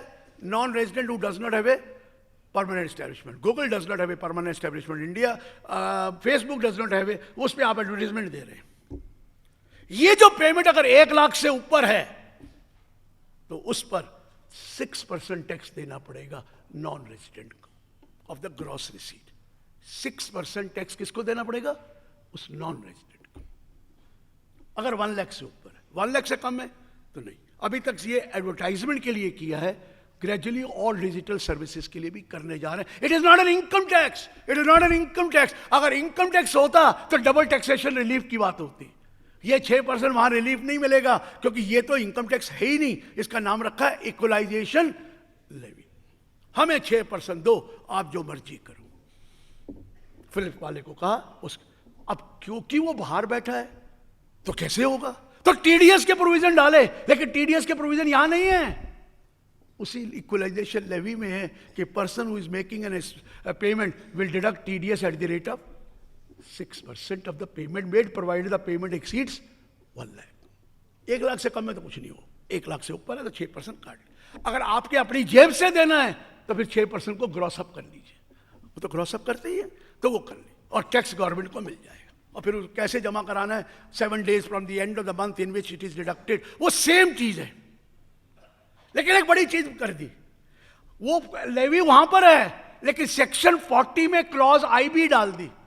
सेक्शन 40 वो डिसअलाउंस वाला, जैसे वो हमारा वो टीडीएस नहीं काटते तो डिसअलाउंस करते हैं, कि अगर ये नॉन रेजिडेंट को पेमेंट दे रहे हैं और वो इक्वलाइजेशन लेवी आपने नहीं डिडक्ट की और जमा नहीं कराई तो वो एडवर्टाइजमेंट का खर्चा नहीं मिलेगा। यहां इनकम टैक्स ले आए, बाकी चीजें इक्वलाइजेशन लेवी में चली गई। तो सर अब गवर्नमेंट को ये रेवेन्यू मिला करेगा flat 6%, no deduction, nothing, gross payment का 6% रेवेन्यू मिलेगा जिसका नाम रखा है इक्वलाइजेशन लेवी। और इसका कोई डबल टैक्सेशन रिलीफ नहीं मिलेगा क्योंकि ये इनकम टैक्स के अंदर आ ही नहीं रहा है। क्लियर हो गया सर? Equalisation levy. चीजें बड़ी टेक्निकल होती हैं, लेकिन समझो तो मुश्किल नहीं है। एक बार पढ़ना पड़ता है, लेकिन पढ़ने का दिल नहीं करता है ना, बात तो ये है। हमें तो मजबूरी है, करना पड़ता है, नहीं तो कौन पढ़ेगा? सर आज 3 दिन हो गए हैं, पहले दिन बजट आया था, आप भी थे, 29 तारीख को इंस्टीट्यूट में 9 बजे तक बैठे थे, कोई वेबकास्ट हुआ था। रात को घर गए, सिर्फ 1 घंटा सोया था, ओनली 1 आवर।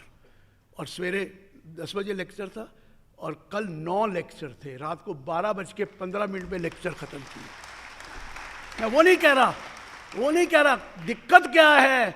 दिक्कत आन की है क्योंकि मैं तो गो ग्रीन हूं, मेरे पास पेपर नहीं होना चाहिए, इसलिए पढ़ना पड़ता है। पेपर होगा तो फिर तो पढ़ के बता देंगे। अब पेपर नहीं है और यही आदतें बत्रा जी ने भी डाल ली हैं, इसलिए इनको भी मुसीबत हो गई। पहले हम पेपर रखा करते थे, अब हमने कहा go green, paperless economy, paperless काम करेंगे। और पेपरलेस करने के लिए आपको और एक एक चीज आप पूछते हैं, लेकिन उससे फायदा है हमें। This is not in your interest, it is in our interest. एक बार जो कर दिया और इतने लेक्चर कर दिए, फिर जब मर्जी पूछ लेना, याद ही रहेगा। सोते सोते भी इनकम टैक्स याद आता है, और आता क्या है। तो what I am trying to explain, ये एक इंटरेस्ट डेवलप करने की बात है सर। वो कह रहे बीवी भी एक्सपर्ट हो गई होगी आपकी। सर वहां तो सुननी पड़ती है, सुना कहां सकते हैं वहां। क्या बातें कर रहे हैं, पता नहीं ये सुना सकते होंगे, मेरी तो हिम्मत है नहीं बात। तो चलिए सर, क्योंकि कल बहुत ज्यादा डांट पड़ी। रात को 1 बजे घर पहुंचा, 1:15 बजे, तो डांट पड़नी थी, क्योंकि सवेरे 6 बजे फ्लाइट पकड़नी थी, तो डांट तो पड़नी थी। तो हमें भी आदत पड़ चुकी है, कल भी ऐसे ही है। मैंने कहा हमें तो आदत पड़ चुकी है, हम भी ढीठ हैं और वो भी ढीठ है। चलिए सर, अगला point sir, VDIS.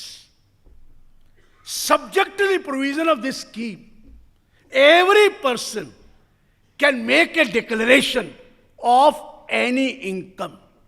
Declaration of any income.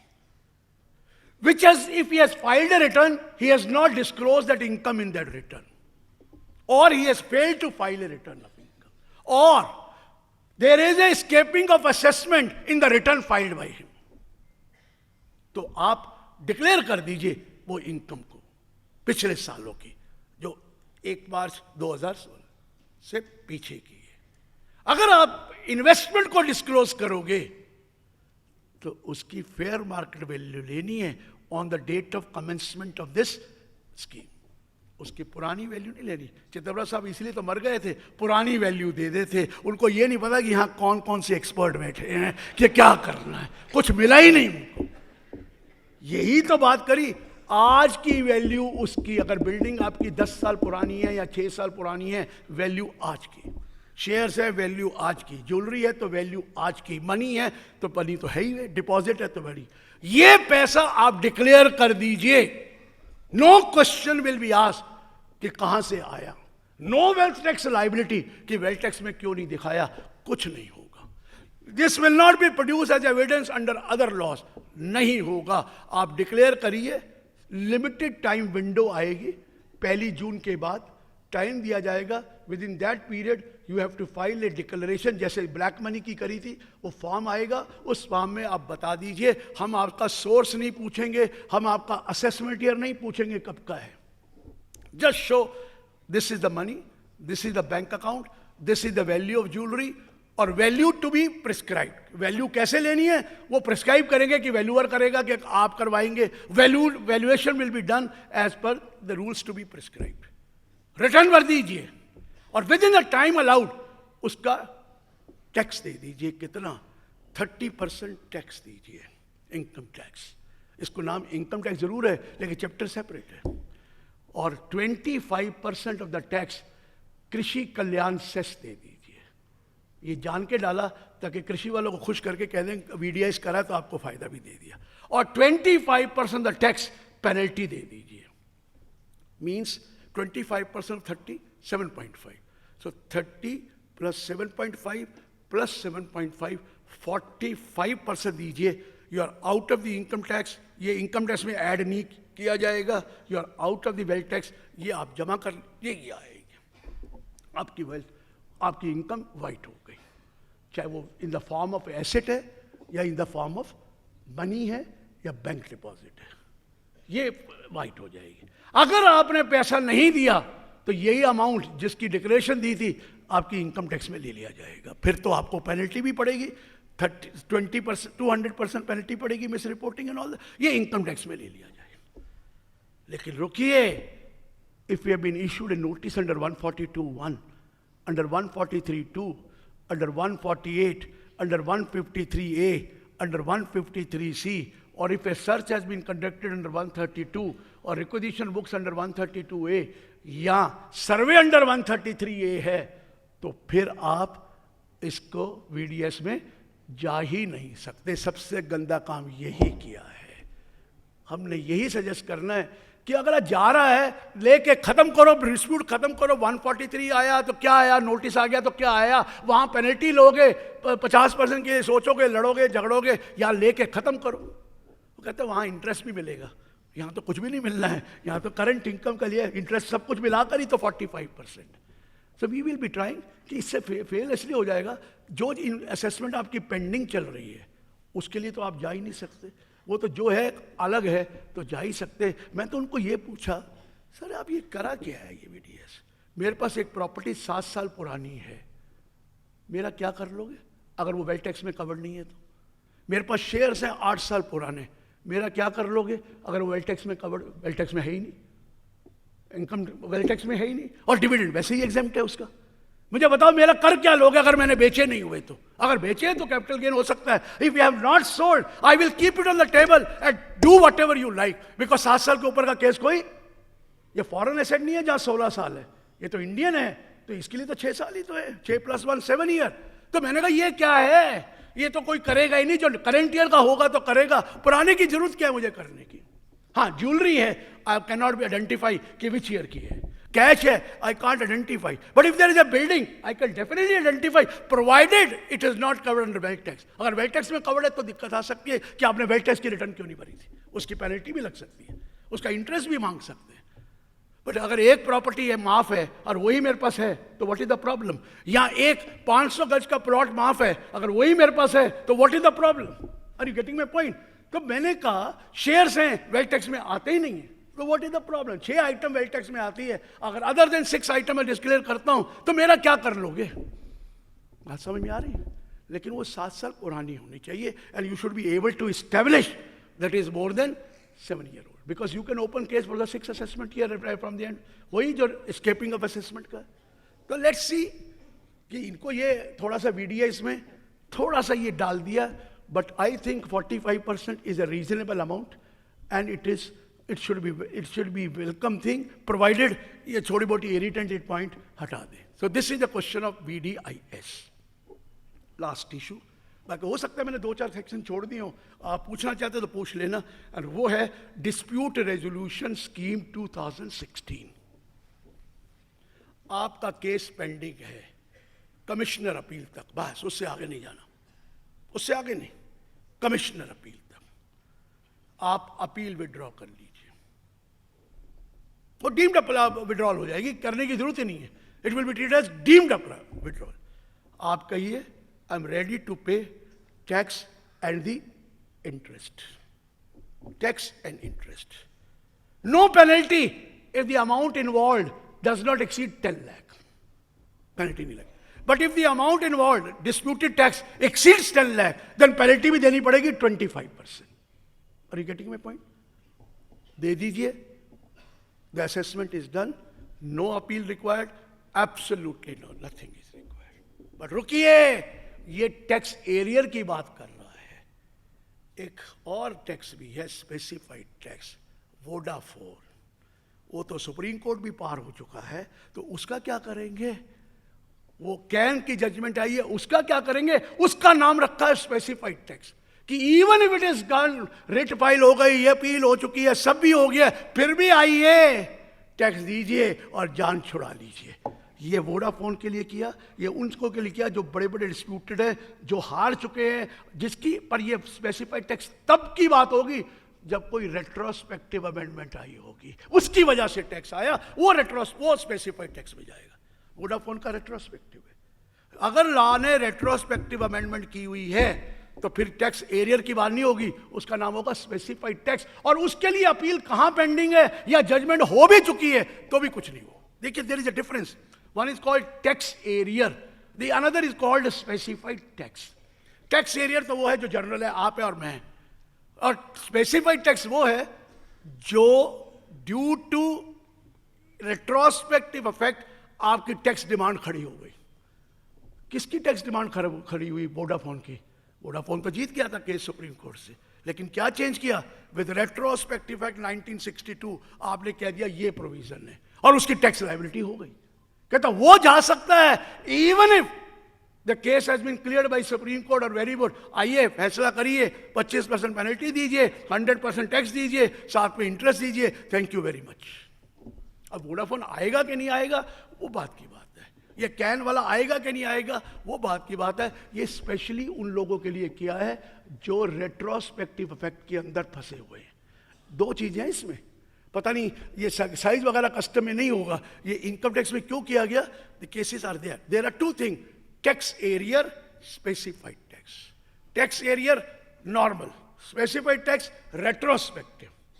हम ये दीजिए, हम आपकी कोई डिस्प्यूट रेजोल्यूशन कर देंगे, लेकिन ये लिमिटेड पीरियड के लिए है, ये परमानेंट नहीं है। लिमिटेड पीरियड बताएंगे टू बी स्पेसिफाइड, उस पीरियड में आप कर देंगे और ये चीजें दे देंगे तो हमारा टैक्स डिस्प्यूट रिजोल्व कर देंगे। मुझे वो अच्छा नहीं लगा, मुझे अच्छा लगा जो बाहर की कंपनियों का रेट्रोस्पेक्टिव वाला है, अगर वो मान जाएं तो काफ़ी कुछ डिलीट हो जाएगा, प्रॉब्लम खत्म हो जाएगी। तो ये है सर मेरे हिसाब से जो मेजर चीज़ें थी मैंने आपको बता दी। ये चैप्टर 10 था जो लास्ट बोला। अभी भी कोई आपके दिमाग में कोई ऐसा सेक्शन हो सकता है, जल्दी जल्दी में मैं छोड़ गया हूँ, you can ask me, I can give you that answer. और कोई और क्वेरी है तो दिस। हाँ जी बोलिए। हाँ जी सर, स्टे ऑफ डिमांड मैं सारा दिन रात को पढ़ता रहा, वो है ही कुछ नहीं, लेकिन कुछ नहीं है, नोटिफिकेशन आ गया है। 29 फरवरी को ही नोटिफिकेशन निकाल दिया कि 15% दो तो स्टे है। इनकम टैक्स एक्ट में नहीं आया, किस में आया? नोटिफिकेशन देखिए, उस नोटिफिकेशन में आ गया। अभी तक आपने 14A भी सुना होगा, 14A कह रहे थे डिविडेंड का, 14A का क्या होगा, 14A भी अभी एक्ट में नहीं है। आपने ये भी सुना होगा अनलिस्टेड सिक्योरिटी और शेयर 2 साल का पीरियड है, मंत्री जी ने बोला सेक्शन में तो अभी आया नहीं, आ जाएगा। ये दो चीजें कोई आफ्टर थॉट भी होती है। सुनना चाहते हैं? आइए सुनिए। एक चैप्टर डाला, एक सेक्शन डाला 115 JD क्या जे, एक चैरिटेबल ट्रस्ट है, उसकी आप फॉर्म चेंज कर देते हैं। क्यों फॉर्म चेंज हुई? कि आपकी कैंसिलेशन कर दी बिकॉज ऑफ सर्टेन रीजन, और आपने ऑब्जेक्ट चेंज किए और आपने दोबारा 12A मांगा और 12A नहीं दिया, या आपने ये अपना चैरिटेबल ट्रस्ट दूसरे को दे दिया अदर देन जो सेम बिजनेस का है वो, या आपने डिसॉल्व किया था और डिसॉल्व करके उसकी एसेट दूसरों को नहीं दी। आप समझ रहे मैंने क्या 3 इश्यूज बताए हैं। एक कैंसिलेशन ऑफ रजिस्ट्रेशन और modification object for which fresh application you did not make, or you made but you were not given the registration, ये फॉर्म चेंज हो गई, या कमर्शलाइजेशन कर दिया, चैरिटी से हटा दिया। 2, donated the charitable trust, merger नहीं होता, मर्जर कहाँ होता है, पैसे ले लेते हैं कच्चे में, आपको पता ही है। जब एक चैरिटेबल ट्रस्ट कैसे भी आपने मर्जर कर दिया दूसरे ट्रस्ट में, अगर तो वो सिमिलर ऑब्जेक्ट का है तो कुछ नहीं होगा, अदर देन ऑब्जेक्ट का है तो ये भी आ गया। तीसरा, डिसॉल्व कर दिया चैरिटेबल ट्रस्ट। जब डिसॉल्व करते हैं तो 2 चीजें होती हैं, या तो सारा एक्यूमुलेटेड बैलेंस दूसरे चैरिटेबल ट्रस्ट को दे दो, नहीं तो गवर्नमेंट ऑफ इंडिया के पास चला जाएगा। आपने नहीं किया। इस केस में हम आपको 30% टैक्स लगाएंगे ऑफ द एक्यूमुलेटेड बैलेंस, जो उसका एक्यूमुलेटेड फंड्स पड़े हैं उसके ऊपर 30% टैक्स लगेगा, 30% टैक्स लगेगा, और आप उसके ऊपर 30% टैक्स देंगे। मैं इनकम के ऊपर नहीं कह रहा, इनकम जो देनी है वो देनी है, जो एक्यूमुलेटेड फंड्स है उसकी वैल्यू निकालकर उसके ऊपर 30% टैक्स आपका लग जाएगा। ये है basic concept of charitable trust जो उन्होंने निकाला है। और पूछिए सर, क्यों पूछना? कोई बात नहीं, 44AD में चेंज आया तो 44AB में कॉरस्पॉन्डिंग नहीं आया। एक तो लग रहा है कि वो गलती रह गई, एक ये भी लग रहा है कि इंटेंशनली किया है, क्योंकि जो 80JJAA वाला है वहां पर 1 करोड़ वाला आ जाएगा। 80JJAA में लिखा ना वो टू टैक्स ऑडिट, तो उस लिए हो सकता है कि इंटेंशनल किया, हो सकता है कि गलती रह गई। ये तो अब in the due course of time हम डिस्कशन करेंगे। 80JJAA में लिखा हुई कवर्ड अंडर 44AB, 2 करोड़ वाला हो गया तो 2 करोड़ हट जाएगा ना, फिर तो नीचे आ जाएंगे, या वो तो इसलिए वो कहते हैं 1 करोड़ वाला ही रहे। इंटेंशन भी हो सकता है, but let us see and watch कि वो क्यों नहीं किया। हाँ जी,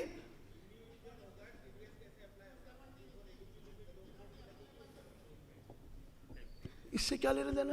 आप ना कह रहे हैं कि पिछले साल का जब आपको टीडीएस की लिमिट किस पर्पस के लिए लेनी है? टीडीएस काटने के लिए?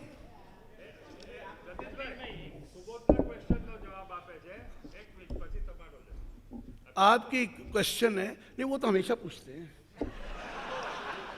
हमारा मित्रता है उनसे। And he asked very good question sir, he is always prepared, I am telling you. और हर बार मैं यही कहता हूं, किताबें नीचे पड़ी होंगी, छोड़ेंगे नहीं मुझे जब तक कि मैं उसका जवाब नहीं दे दूं। पता है, टेस्ट तो करते हैं ना। आइए सर बताइए सर क्या कह रहे हैं। अब आप कह रहे हैं 44 एडी की लिमिट किसके लिए? टीडीएस काटना है। वही बात है ना कि अगर आपका टीडीएस काटना है तो लिमिट क्या ली जाएगी? अगर आप करोड़ के लिए, ये भी एक इश्यू हो सकता है कि उसके लिए उन्होंने करा हो। Let us wait and watch, ये क्यों किया है, let us wait and watch. क्योंकि वहां तो 25 का 50 कर दिया है, वहां 25 का 50 कर दिया है, लेकिन 80JJAA प्रोफेशन के लिए नहीं है। इसलिए शायद कुछ इंटेंशन होगी। Let us see what intention is there to do that. Yes sir बोलिए।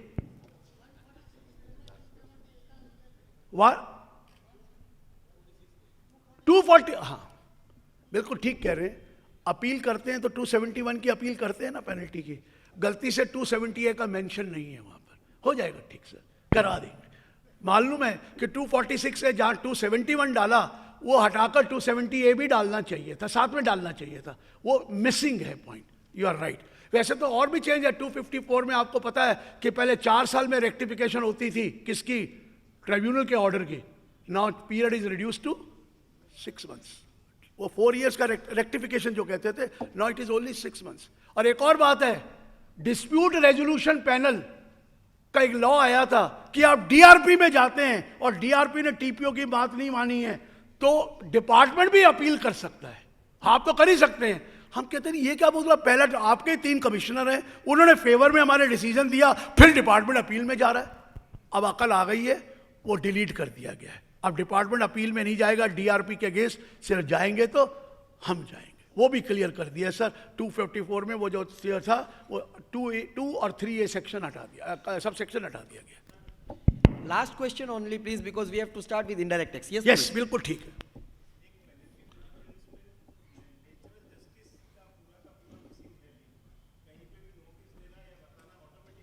आपने किसने कहा? नीचे उसमें डाल रखा है कि अगर आपने फैक्ट्स पूरे दिए हैं और बोनाफाइड दिए हैं तो पेनल्टी नहीं लगेगी। वो हैं सारे सेक्शंस, वो सब हैं। वो नीचे इतना पढ़ता कौन है? इतनी लंबा तो बैठते हैं, तो पढ़ना है प्लीज, इट इज देयर। हाँ हाँ हाँ,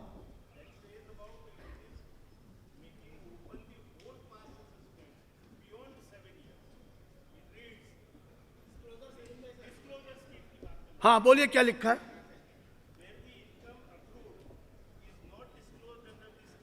सर आप गलत पढ़ रहे हैं। उस पर लिखा है कि 142, 143, 153 है, तो उसका टाइम पीरियड तो 6 ही है। वो कहाँ लिखा है? टाइम पीरियड तो उसका 6 ही है, उसको थोड़ी लॉ को बदल दिया है। यस, मेरे को भी किसी ने। पढ़िए सर, आप पढ़िए, सब सुनिए सर प्लीज, पढ़िए सर आप।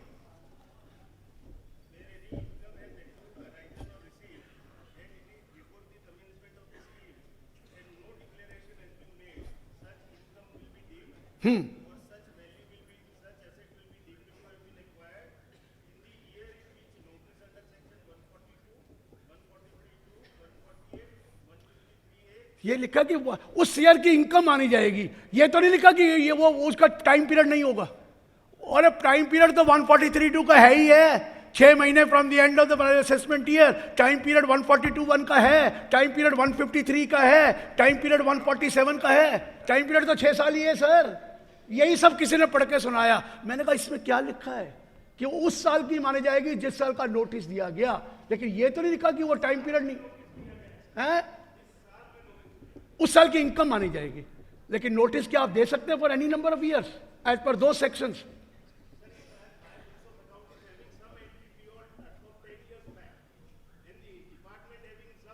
Can they issue notice of 148 for that 10 years का? एक मिनट सर, फिर अगर आप रिकॉर्ड ही करके तो फिर तो वैसे ही आ गया। आपने रिकॉर्ड नहीं किया, डिक्लेरेशन नहीं दी, वो कह रहा है, फिर रिकॉर्ड कहां है? आपका वो प्रॉपर्टी 8 साल पुरानी पड़ी है, क्या नोटिस दे सकते हैं उसका?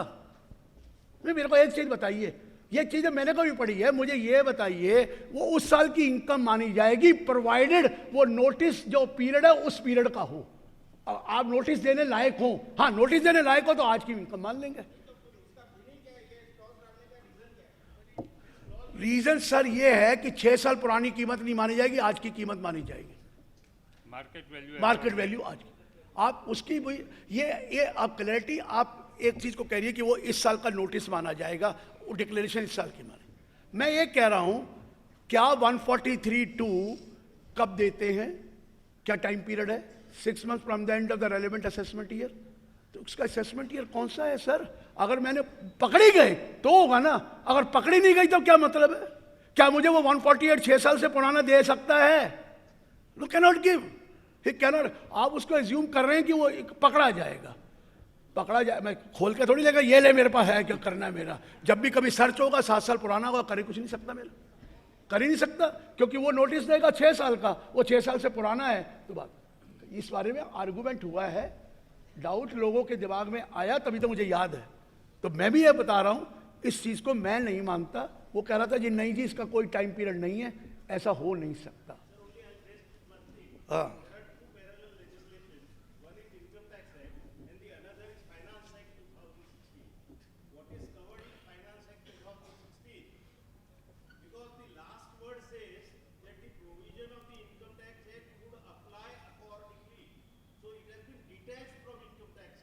आप तो कह रहे हैं अप्लाई अकॉर्डिंगली, तो provision the income tax act कहता है 6 साल।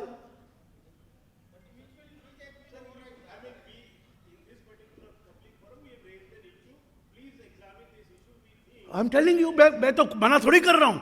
आई said we had a discussion and we will be examining. मैंने ये कब कहा है? मैंने कहा मेरा व्यू ये है कि पीरियड है, आपका व्यू है नहीं है, इंडेफिनिट है, यही व्यू है ना sir. We are going to examine this sir, मैंने तो यही बोला है। According to my view no, according to your view yes. तो ये तो भी डिस्प्यूट होगा, ये तो हम डिटेल में पढ़ेंगे। अगर ये कर लेंगे ना तो फिर कोई बचेगा ही नहीं। हाँ,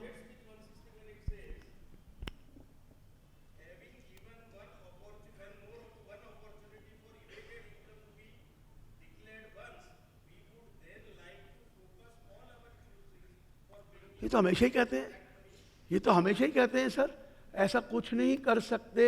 आप लॉ बना रहे हैं, लेकिन उन्होंने सेक्शन का नाम दिया है, फिर सेक्शन देने की क्या जरूरत थी? वो कहेगा वो उस साल की इनकम मान लेंगे। उन्होंने सेक्शन का नाम दिया है, तो अकॉर्डिंग टू मी वो 6 साल वाला, वो मैं ये नहीं कह रहा कि आप गलत हैं, क्योंकि ये इशू आपने नहीं रेज किया, ये कई फोरम में रेज हुआ है, हमने डिस्कशन किया। अल्टीमेटली रिजल्ट तो अभी निकलेगा नहीं। We will see to it what is the intention behind this. मैंने पढ़ा है, तभी तो मैंने इमीडिएटली सेक्शन बोल दिया आपको। So don't worry, we will look into this matter.